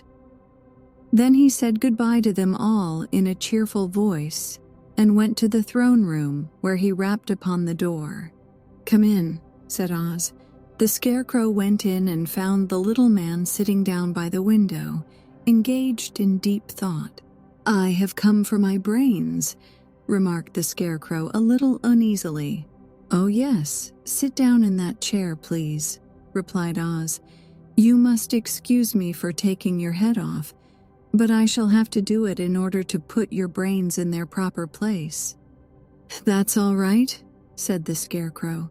"You are quite welcome to take my head off, as long as it will be a better one when you put it on again." So the wizard unfastened his head and emptied out the straw. Then he entered the back room and took up a measure of bran, which he mixed with a great many pins and needles. Having shaken them together thoroughly, he filled the top of the Scarecrow's head with the mixture and stuffed the rest of the space with straw to hold it in place. When he had fastened the Scarecrow's head on his body again, he said to him, "Hereafter you will be a great man, for I have given you a lot of brand new brains." The Scarecrow was both pleased and proud at the fulfillment of his greatest wish, and having thanked Oz warmly, he went back to his friends. Dorothy looked at him curiously. His head was quite bulged out at the top with brains. "How do you feel?" she asked. "I feel wise indeed," he answered earnestly. "When I get used to my brains, I shall know everything." "Why are those needles and pins sticking out of your head?" asked the Tin Woodman. "That is proof that he is sharp," remarked the lion. "Well, I must go to Oz and get my heart," said the Woodman. So he walked to the throne room and knocked at the door. "Come in," called Oz, and the Woodman entered and said, "I have come for my heart." "Very well," answered the little man. "But I shall have to cut a hole in your breast so I can put your heart in the right place. I hope it won't hurt you." "Oh no," answered the woodman. "I shall not feel it at all." So Oz brought a pair of tinsmith's shears and cut a small square hole in the left side of the Tin Woodman's breast. Then, going to a chest of drawers, he took out a pretty heart, made entirely of silk and stuffed with sawdust. "Isn't it a beauty?" he asked. "It is indeed," replied the woodman, who was greatly pleased. "But is it a kind heart?" "Oh, very," answered Oz. He put the heart in the woodman's breast and then replaced the square of tin, soldering it neatly together where it had been cut. "There," said he, "now you have a heart that any man might be proud of. I'm sorry I had to put a patch on your breast, but it really couldn't be helped." "Never mind the patch," exclaimed the happy woodman. "I am very grateful to you, and shall never forget your kindness." "Don't speak of it," replied Oz. Then the Tin Woodman went back to his friends, who wished him every joy on account of his good fortune. The lion now walked to the throne room and knocked at the door. "Come in," said Oz. "I have come for my courage," announced the lion, entering the room. "Very well," answered the little man. "I will get it for you." He went to a cupboard, and reaching up to a high shelf, took down a square green bottle, the contents of which he poured into a green gold dish, beautifully carved. Placing this before the cowardly lion, who sniffed at it as if he did not like it, the wizard said, "Drink." "What is it?" asked the lion. "Well," answered Oz, "if it were inside of you, it would be courage. You know, of course, that courage is always inside one, so that this really cannot be called courage until you have swallowed it. Therefore, I advise you to drink it as soon as possible." The lion hesitated no longer, but drank till the dish was empty. "How do you feel now?" asked Oz. "Full of courage," replied the lion, who went joyfully back to his friends to tell them of his good fortune. Oz, left to himself, smiled to think of his success in giving the Scarecrow and the Tin Woodman and the lion exactly what they thought they wanted. "How can I help being a humbug?" he said. "When all these people make meadow things that everybody knows can't be done. It was easy to make the Scarecrow and the lion and the woodman happy, because they imagined I could do anything. But it will take more than imagination to carry Dorothy back to Kansas, and I'm sure I don't know how it can be done." Chapter 17. How the Balloon Was Launched. For 3 days, Dorothy heard nothing from Oz. These were sad days for the little girl, although her friends were all quite happy and contented. The Scarecrow told them there were wonderful thoughts in his head, but he would not say what they were because he knew no one could understand them but himself. When the Tin Woodman walked about, he felt his heart rattling around in his breast, and he told Dorothy he had discovered it to be a kinder and more tender heart than the one he had owned when he was made of flesh. The lion declared he was afraid of nothing on earth and would gladly face an army or a dozen of the fierce Kalidas. Thus each of the little party was satisfied except Dorothy, who longed more than ever to get back to Kansas. On the 4th day, to her great joy, Oz sent for her, and when she entered the throne room, he greeted her pleasantly. "Sit down, my dear. I think I have found the way to get you out of this country." "And back to Kansas?" she asked eagerly. "Well, I'm not sure about Kansas," said Oz, "for I haven't the faintest notion which way it lies. But the first thing to do is to cross the desert, and then it should be easy to find your way home." "How can I cross the desert?" she inquired. "Well, I'll tell you what I think," said the little man. "You see, when I came to this country, it was in a balloon. You also came through the air, being carried by a cyclone. So I believe the best way to get across the desert will be through the air. Now, it is quite beyond my powers to make a cyclone, but I've been thinking the matter over, and I believe I can make a balloon." "How?" asked Dorothy. "A balloon," said Oz, "is made of silk, which is coated with glue to keep the gas in it. I have plenty of silk in the palace, so it will be no trouble to make the balloon. But in all this country there is no gas to fill the balloon with, to make it float." "If it won't float," remarked Dorothy, "it will be of no use to us." "True," answered Oz, "but there is another way to make it float, which is to fill it with hot air. Hot air isn't as good as gas, for if the air should get cold, the balloon would come down in the desert, and we should be lost." "We!" exclaimed the girl. "Are you going with me?" "Yes, of course," replied Oz. "I am tired of being such a humbug. If I should go out of this palace, my people would soon discover I am not a wizard, and then they would be vexed with me for having deceived them. So I have to stay shut up in these rooms all day, and it gets tiresome.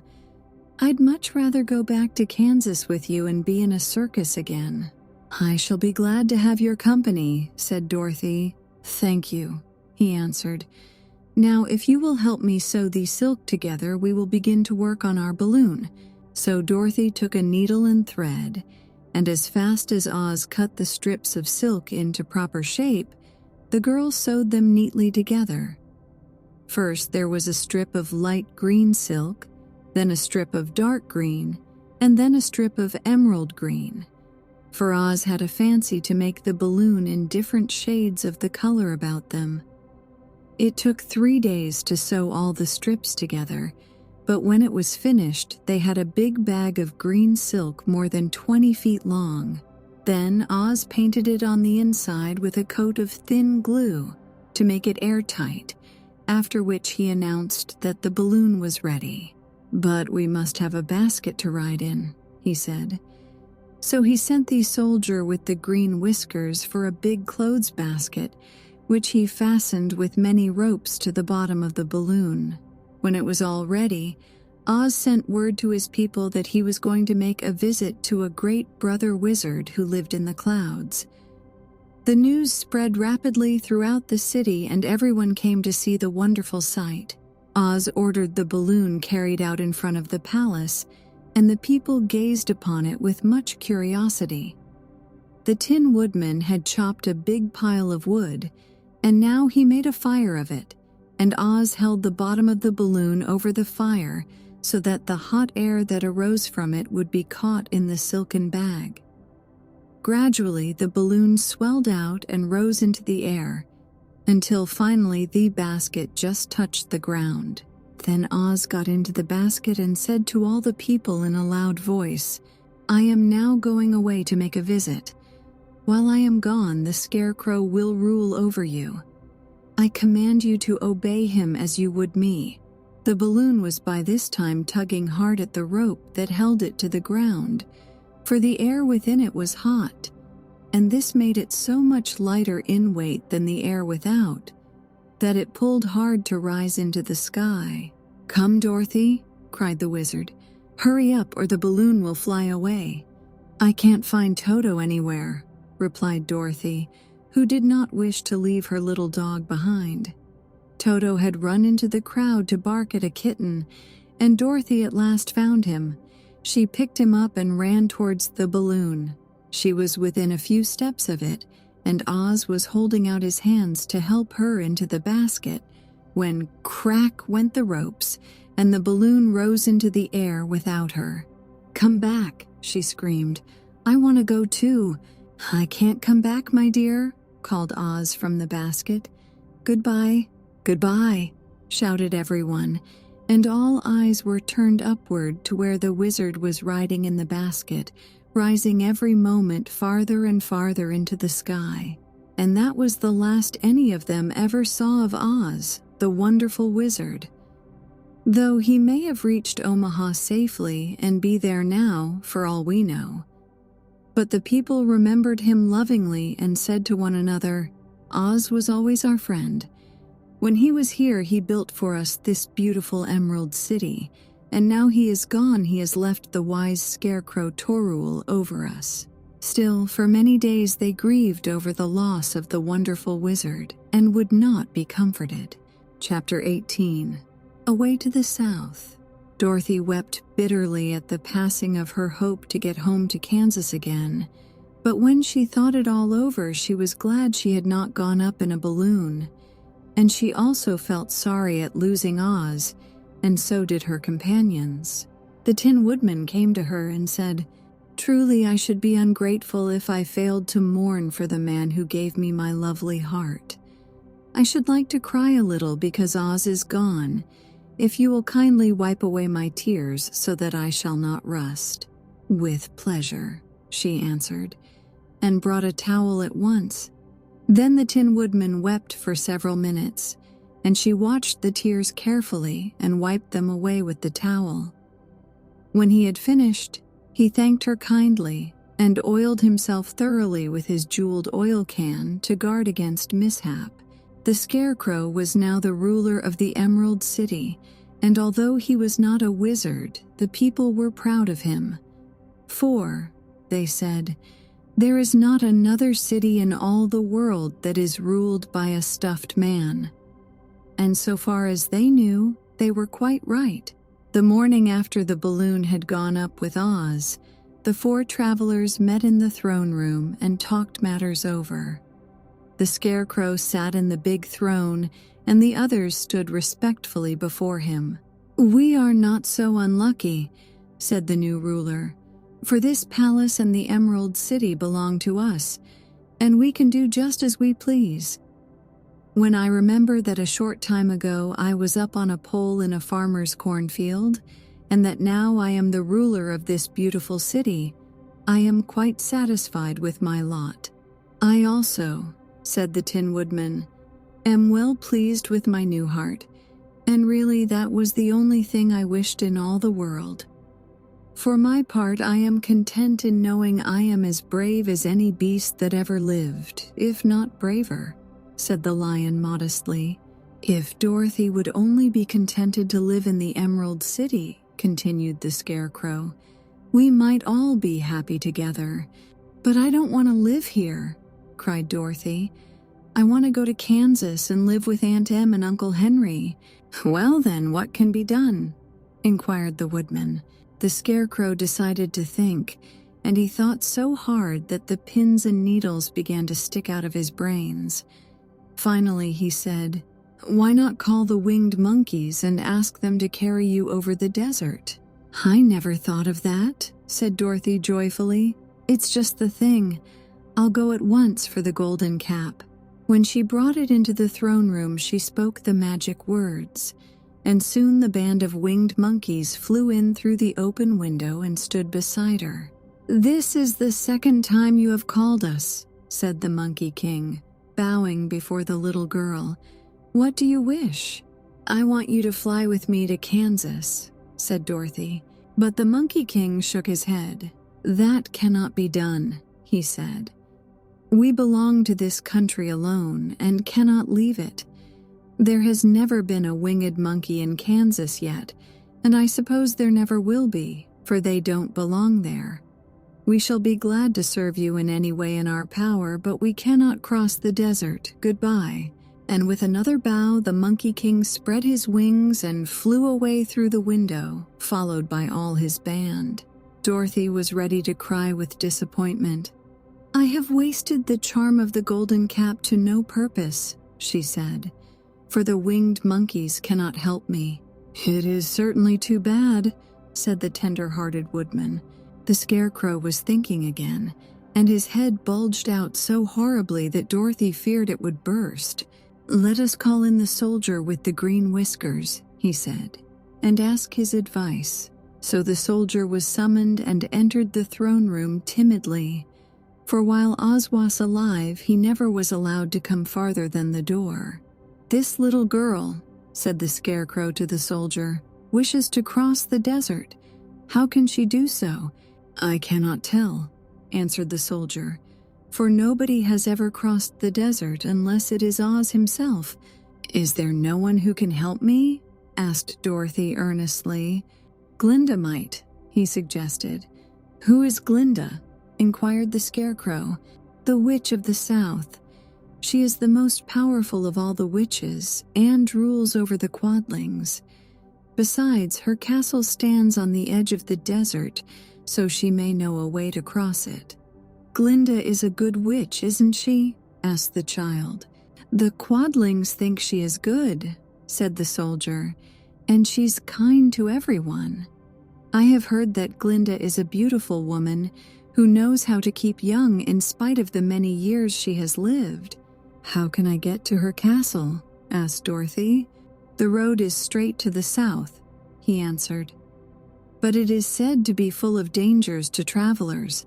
There are wild beasts in the woods, and a race of queer men who do not like strangers to cross their country.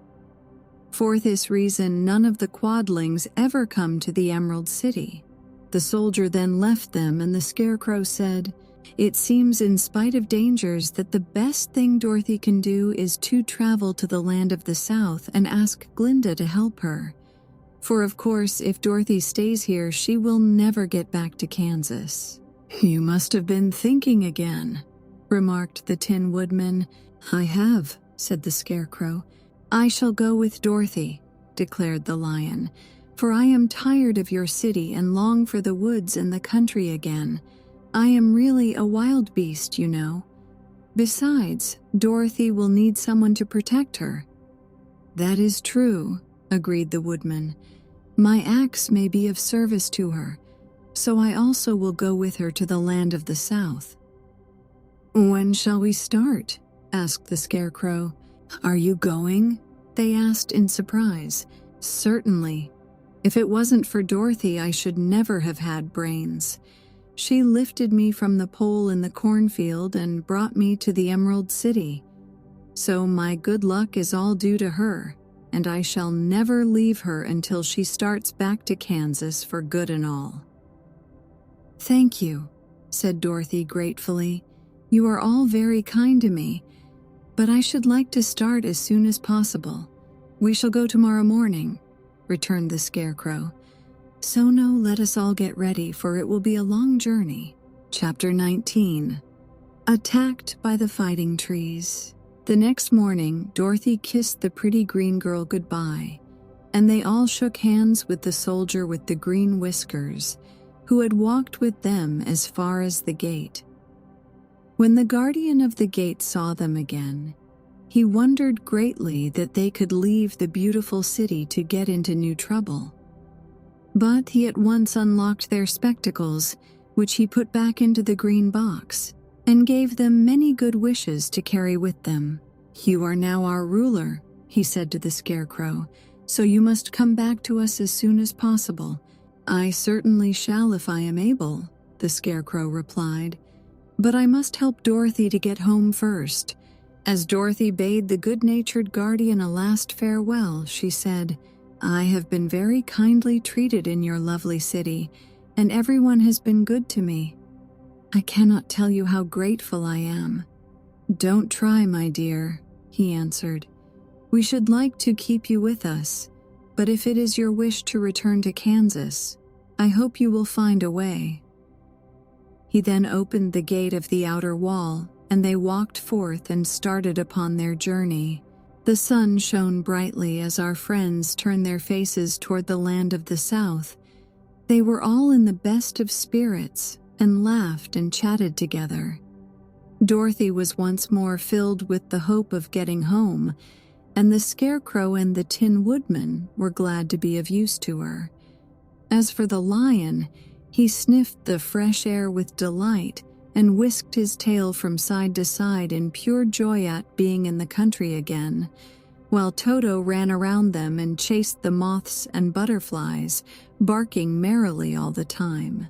"City life does not agree with me at all," remarked the Lion, as they walked along at a brisk pace.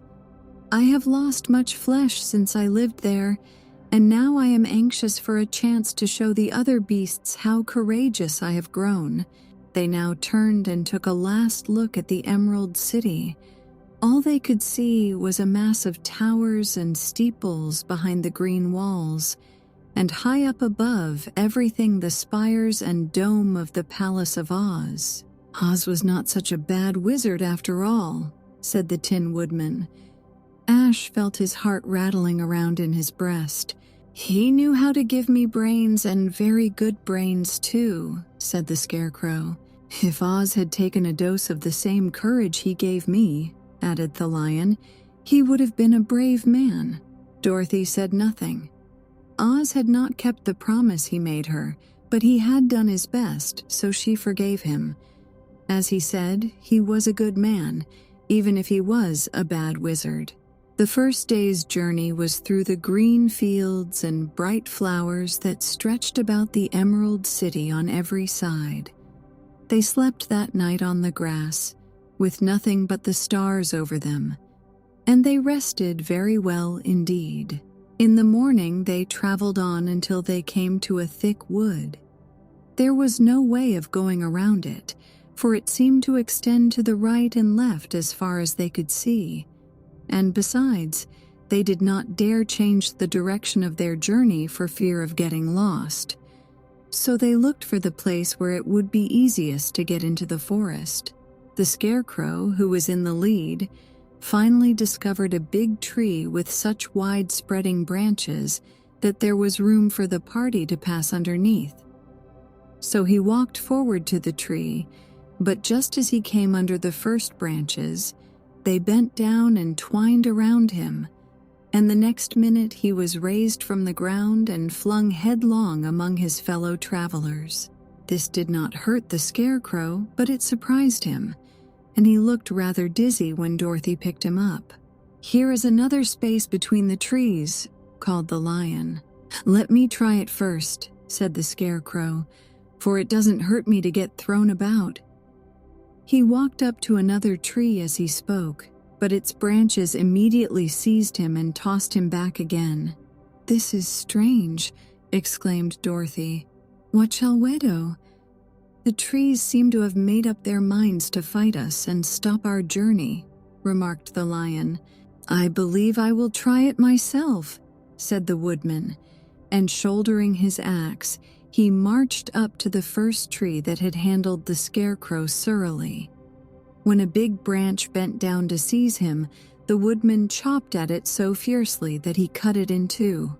At once the tree began shaking all its branches as if in pain, and the Tin Woodman passed safely under it. "Come on," he shouted to the others. "Be quick!" They all ran forward and passed under the tree without injury, except Toto, who was caught by a small branch and shaken until he howled. But the Woodman promptly chopped off the branch and set the little dog free. The other trees of the forest did nothing to keep them back, so they made up their minds that only the first row of trees could bend down their branches, and that probably these were the policemen of the forest, and given this wonderful power in order to keep strangers out of it. The four travelers walked with ease through the trees until they came to the farther edge of the wood. Then, to their surprise, they found before them a high wall, which seemed to be made of white china. It was smooth, like the surface of a dish, and higher than their heads. "What shall we do now?" asked Dorothy. "I will make a ladder," said the Tin Woodman, "for we certainly must climb over the wall." Chapter 20. The Dainty China Country. While the Woodman was making a ladder from wood which he found in the forest, Dorothy lay down and slept, for she was tired by the long walk. The Lion also curled himself up to sleep, and Toto lay beside him. The Scarecrow watched the Woodman while he worked and said to him, "I cannot think why this wall is here, nor what it is made of." "Rest your brains and do not worry about the wall," replied the Woodman. "When we have climbed over it, we shall know what is on the other side." After a time, the ladder was finished. It looked clumsy, but the Tin Woodman was sure it was strong and would answer their purpose. The Scarecrow waked Dorothy and the Lion and Toto, and told them that the ladder was ready. The Scarecrow climbed up the ladder first, but he was so awkward that Dorothy had to follow close behind and keep him from falling off. When he got his head over the top of the wall, the Scarecrow said, "Oh my! Go on!" exclaimed Dorothy. So the Scarecrow climbed farther up and sat down on the top of the wall, and Dorothy put her head over and cried, "Oh my!" just as the Scarecrow had done. Then Toto came up and immediately began to bark, but Dorothy made him be still. The lion climbed the ladder next, and the Tin Woodman came last. But both of them cried, "Oh my!" as soon as they looked over the wall. When they were all sitting in a row on the top of the wall, they looked down and saw a strange sight. Before them was a great stretch of country having a floor as smooth and shining and white as the bottom of a big platter. Scattered around were many houses made entirely of china and painted in the brightest colors. These houses were quite small, the biggest of them reaching only as high as Dorothy's waist. There were also pretty little barns with china fences around them, and many cows and sheep and horses and pigs and chickens, all made of china, were standing about in groups. But the strangest of all were the people who lived in this queer country. There were milkmaids and shepherdesses, with brightly colored bodices and golden spots all over their gowns, and princesses with most gorgeous frocks of silver and gold and purple, and shepherds dressed in knee breeches with pink and yellow and blue stripes down them, and golden buckles on their shoes, and princes with jeweled crowns upon their heads, wearing ermine robes and satin doublets, and funny clowns in ruffled gowns, with round red spots upon their cheeks and tall, pointed caps. And strangest of all, these people were all made of china, even to their clothes, and were so small that the tallest of them was no higher than Dorothy's knee. No one did so much as look at the travelers at first, except one little purple china dog with an extra large head, which came to the wall and barked at them in a tiny voice, afterwards running away again. "How shall we get down?" asked Dorothy. They found the ladder so heavy they could not pull it up, so the Scarecrow fell off the wall and the others jumped down upon him so that the hard floor would not hurt their feet. Of course, they took pains not to light on his head and get the pins in their feet. When all were safely down, they picked up the Scarecrow, whose body was quite flattened out, and patted his straw into shape again. "We must cross this strange place in order to get to the other side," said Dorothy, "for it would be unwise for us to go any other way except due south." They began walking through the country of the China people, and the first thing they came to was a China milkmaid milking a China cow. As they drew near, the cow suddenly gave a kick and kicked over the stool, the pail, and even the milkmaid herself, and all fell on the china ground with a great clatter. Dorothy was shocked to see that the cow had broken her leg off, and that the pail was lying in several small pieces, while the poor milkmaid had a nick in her left elbow. "There!" cried the milkmaid angrily. "See what you have done. My cow has broken her leg, and I must take her to the mender's shop and have it glued on again. What do you mean by coming here and frightening my cow?" "I'm very sorry," returned Dorothy. "Please forgive us." But the pretty milkmaid was much too vexed to make any answer. She picked up the leg sulkily and led her cow away, the poor animal limping on 3 legs. As she left them, the milkmaid cast many reproachful glances over her shoulder at the clumsy strangers, holding her nicked elbow close to her side. Dorothy was quite grieved at this mishap. "We must be very careful here," said the kind-hearted woodman, "or we may hurt these pretty little people so they will never get over it." A little farther on, Dorothy met a most beautifully dressed young princess, who stopped short as she saw the strangers and started to run away. Dorothy wanted to see more of the princess, so she ran after her. But the China girl cried out, "Don't chase me, don't chase me." She had such a frightened little voice that Dorothy stopped and said, "Why not?" "Because," answered the princess, also stopping a safe distance away, "if I run, I may fall down and break myself." "But could you not be mended?" asked the girl. "Oh, yes, but one is never so pretty after being mended, you know," replied the princess. "I suppose not," said Dorothy. "Now there is Mr. Joker, one of our clowns," continued the China lady, "who is always trying to stand upon his head. He has broken himself so often that he is mended in 100 places and doesn't look at all pretty. Here he comes now, so you can see for yourself." Indeed, a jolly little clown came walking toward them, and Dorothy could see that in spite of his pretty clothes of red and yellow and green, he was completely covered with cracks, running every which way and showing plainly that he had been mended in many places.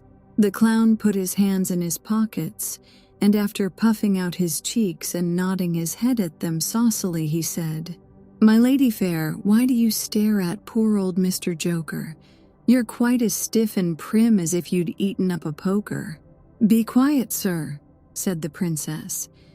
"Can't you see these are strangers and should be treated with respect?" "Well, that's respect, I expect," declared the clown, and immediately stood upon his head. "Don't mind Mr. Joker," said the princess to Dorothy. "He is considerably cracked in his head, and that makes him foolish." "Oh, I don't mind him a bit," said Dorothy. "But you're so beautiful," she continued, "that I am sure I could love you dearly. Won't you let me carry you back to Kansas and stand you on Autumn's mantle? I could carry you in my basket." "That would make me very unhappy," answered the China princess. "You see, here in our country we live contentedly and can talk and move around as we please. But whenever any of us are taken away, our joints at once stiffen, and we can only stand straight and look pretty. Of course, that is all that is expected of us when we are on mantels and cabinets and drawing room tables, but our lives are much pleasanter here in our own country." "I would not make you unhappy for all the world," exclaimed Dorothy, "so I'll just say goodbye." "Goodbye," replied the princess. They walked carefully through the China country. The little animals and all the people scampered out of their way, fearing the strangers would break them. And after an hour or so, the travelers reached the other side of the country and came to another China wall. It was not so high as the first, however, and by standing upon the lion's back, they all managed to scramble to the top. Then the lion gathered his legs under him and jumped on the wall. But just as he jumped, he upset a china church with his tail and smashed it all to pieces. "That was too bad," said Dorothy. "But really, I think we were lucky in not doing these little people more harm than breaking a cow's leg and a church. They are all so brittle." "They are indeed," said the Scarecrow, "and I am thankful I'm made of straw and cannot be easily damaged. There are worse things in the world than being a scarecrow." Chapter 21. The Lion Becomes the King of Beasts. After climbing down from the China wall, the travelers found themselves in a disagreeable country, full of bogs and marshes and covered with tall, rank grass. It was difficult to walk without falling into muddy holes, for the grass was so thick that it hid them from sight. However, by carefully picking their way, they got safely along until they reached solid ground. But here the country seemed wilder than ever, and after a long and tiresome walk through the underbrush, they entered another forest where the trees were bigger and older than any they had ever seen. "This forest is perfectly delightful," declared the lion, looking around him with joy. Never have I seen a more beautiful place." "It seems gloomy," said the Scarecrow. "Not a bit of it," answered the Lion. "I should like to live here all my life. See how soft the dried leaves are under your feet, and how rich and green the moss is that clings to these old trees. Surely no wild beast could wish a pleasanter home." "Perhaps there are wild beasts in the forest now," said Dorothy. "I suppose there are," returned the Lion, "but I do not see any of them about. They walked through the forest until it became too dark to go any farther." Dorothy and Toto and the Lion lay down to sleep, while the Woodman and the Scarecrow kept watch over them as usual. When morning came, they started again. Before they had gone far, they heard a low rumble, as of the growling of many wild animals.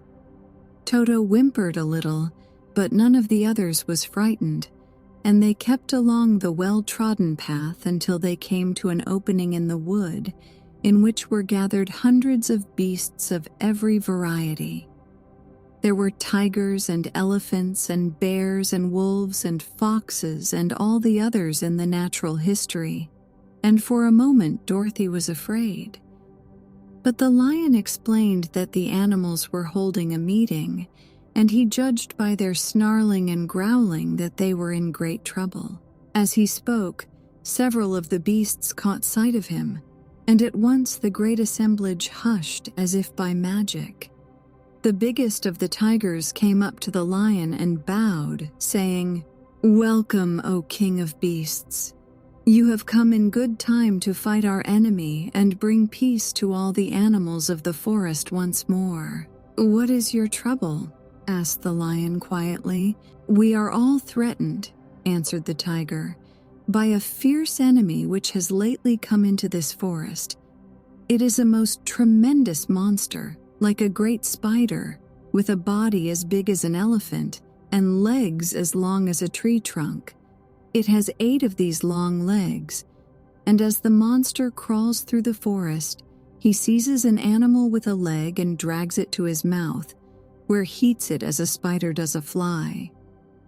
Not one of us is safe while this fierce creature is alive, and we had called a meeting to decide how to take care of ourselves when you came among us." The Lion thought for a moment. "Are there any other lions in this forest?" he asked. "No, there were some, but the monster has eaten them all, and besides, they were none of them nearly so large and brave as you."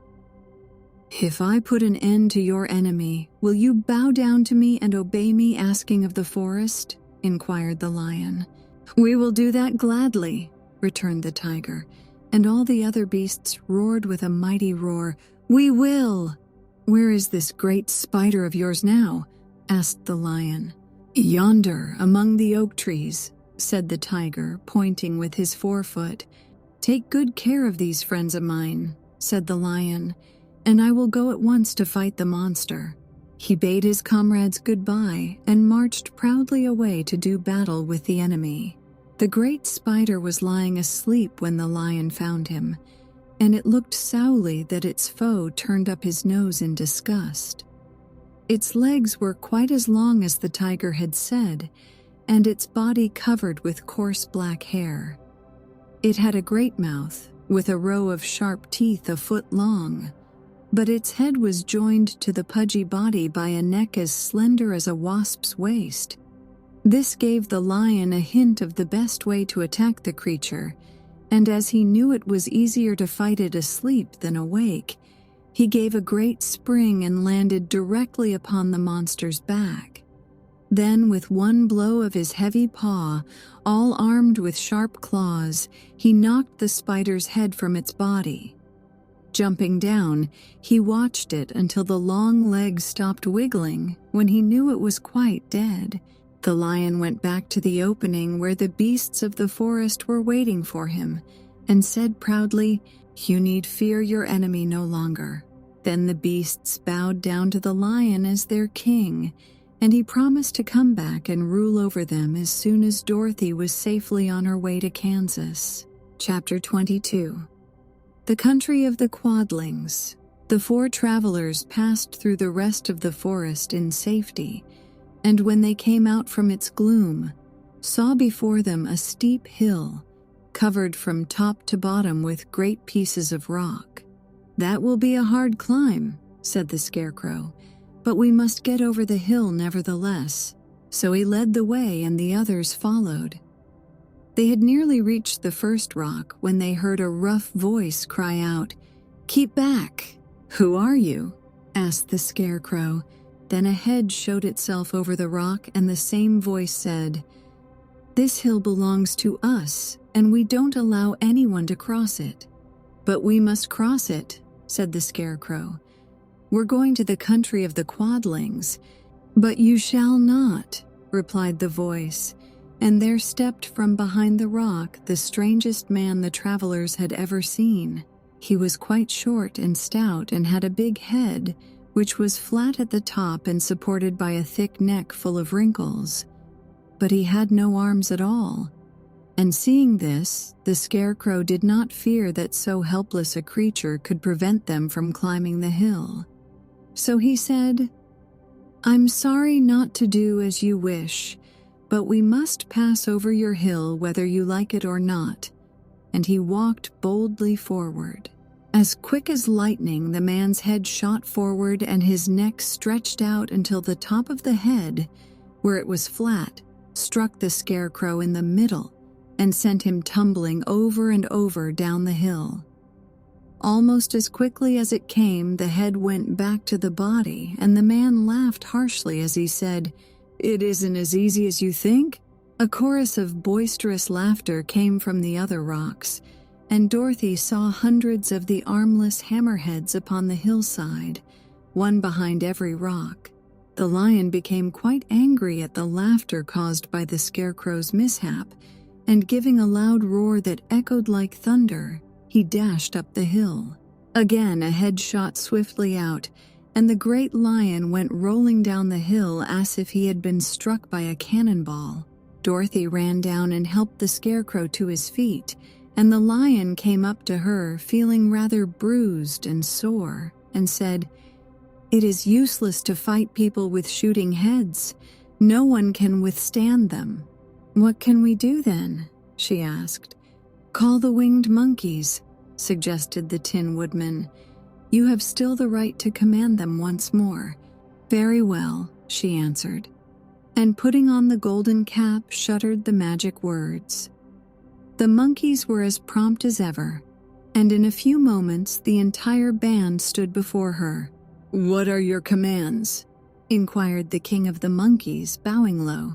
"Carry us over the hill to the country of the Quadlings," answered the girl. "It shall be done," said the king, and at once the winged monkeys caught the 4 travelers and Toto up in their arms and flew away with them. As they passed over the hill, the hammerheads yelled with vexation and shot their heads high in the air, but they could not reach the winged monkeys, which carried Dorothy and her comrades safely over the hill and set them down in the beautiful country of the Quadlings. "This is the last time you can summon us," said the leader to Dorothy, "so goodbye and good luck to you."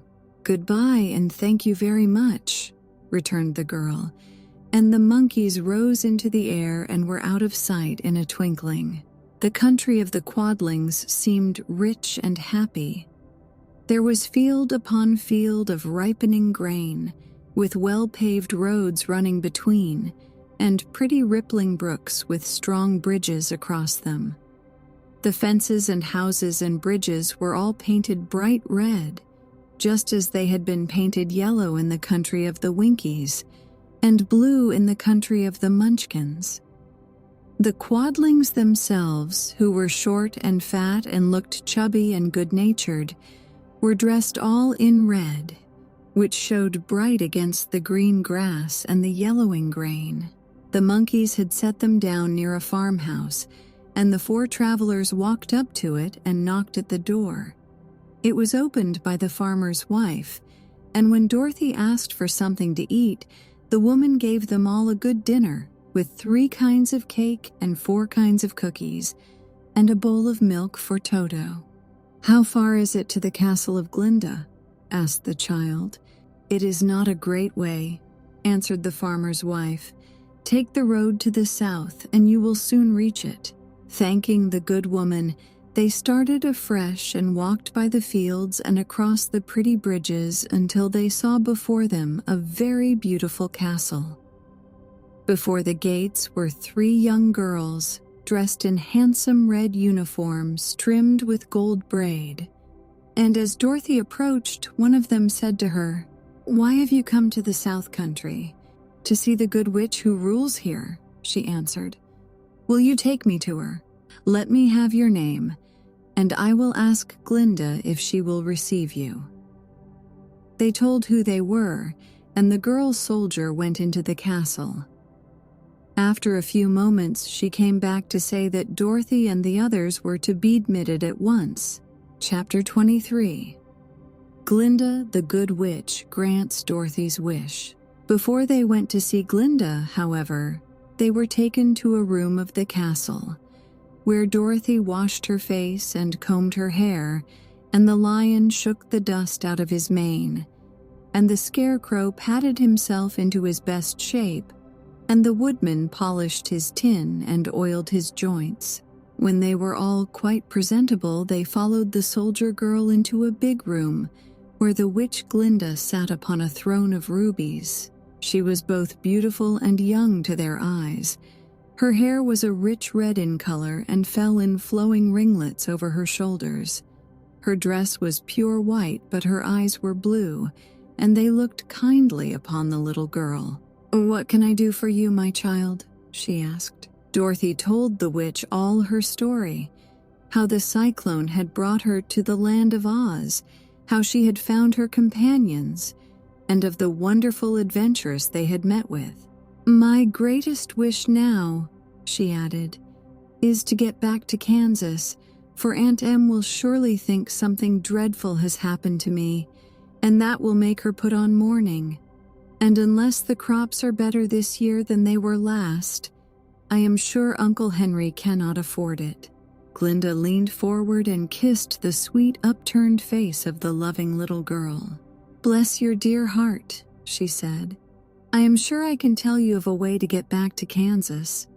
Then she added, "But if I do, you must give me the golden cap." "Willingly," exclaimed Dorothy. "Indeed, it is of no use to him now, and when you have it, you can command the winged monkeys 3 times. "And I think I shall need their service just those 3 times," answered Glinda, smiling. Dorothy then gave her the golden cap, and the witch said to the Scarecrow, "What will you do when Dorothy has left us?" "I will return to the Emerald City," he replied. "For Oz has made me its ruler and the people like me. The only thing that worries me is how to cross the Hill of the Hammerheads. By means of the golden cap, I shall command the winged monkeys to carry you to the gates of the Emerald City," said Glinda. "For it would be a shame to deprive the people of so wonderful a ruler." "Am I really wonderful?" asked the Scarecrow. "You are unusual," replied Glinda. Turning to the Tin Woodman, she asked, "What will become of you when Dorothy leaves this country?" He leaned on his axe and thought a moment. Then he said, "The Winkies were very kind to me and wanted me to rule over them after the Wicked Witch died. I am fond of the Winkies, and if I could get back again to the country of the West, I should like nothing better than to rule over them forever."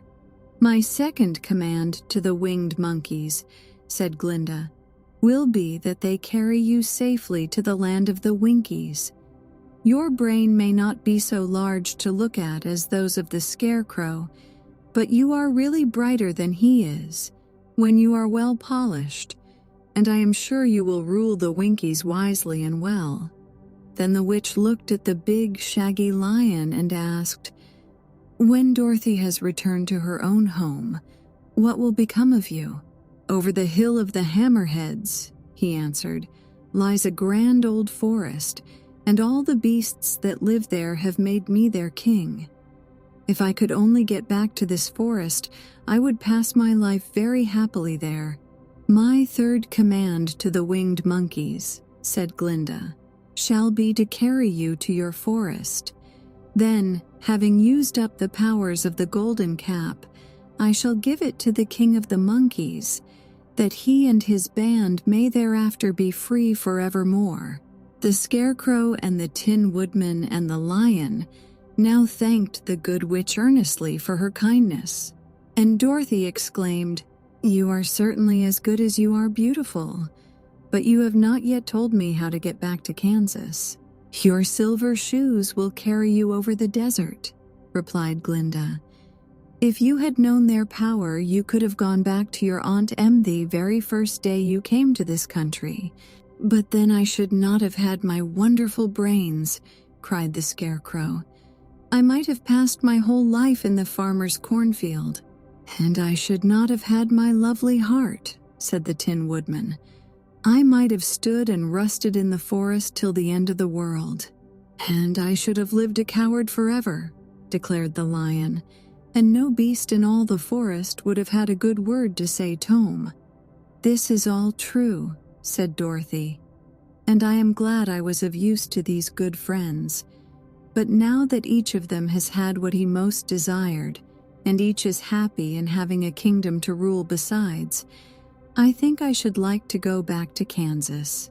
"The silver shoes," said the good witch, "have wonderful powers, and one of the most curious things about them is that they can carry you to any place in the world in 3 steps, and each step will be made in the wink of an eye. All you have to do is to knock the heels together 3 times and command the shoes to carry you wherever you wish to go." "If that is so," said the child joyfully, "I will ask them to carry me back to Kansas at once." She threw her arms around the lion's neck and kissed him, patting his big head tenderly. Then she kissed the Tin Woodman, who was weeping in a way most dangerous to his joints. But she hugged the soft, stuffed body of the Scarecrow in her arms instead of kissing his painted face, and found she was crying herself at this sorrowful parting from her loving comrades. Glinda the Good stepped down from her ruby throne to give the little girl a goodbye kiss, and Dorothy thanked her for all the kindness she had shown to her friends and herself. Dorothy now took Toto up solemnly in her arms, and having said one last goodbye, she clapped the heels of her shoes together 3 times, saying, "Take me home to Aunt Em." Instantly she was whirling through the air, so swiftly that all she could see or feel was the wind whistling past her ears. The silver shoes took but 3 steps, and then she stopped so suddenly that she rolled over upon the grass several times before she knew where she was. At length, however, she sat up and looked about her. "Good gracious!" she cried, for she was sitting on the broad Kansas prairie, and just before her was the new farmhouse Uncle Henry built after the cyclone had carried away the old one. Uncle Henry was milking the cows in the barnyard, and Toto had jumped out of her arms and was running toward the barn, barking furiously. Dorothy stood up and found she was in her stocking feet, for the silver shoes had fallen off in her flight through the air and were lost forever in the desert. Chapter 24. Home again. Aunt Em had just come out of the house to water the cabbages when she looked up and saw Dorothy running toward her. "My darling child," she cried, folding the little girl in her arms and covering her face with kisses. "Where in the world did you come from?" "From the land of Oz," said Dorothy gravely. "And here is Toto, too. And oh, Aunt Em, I'm so glad to be at home again."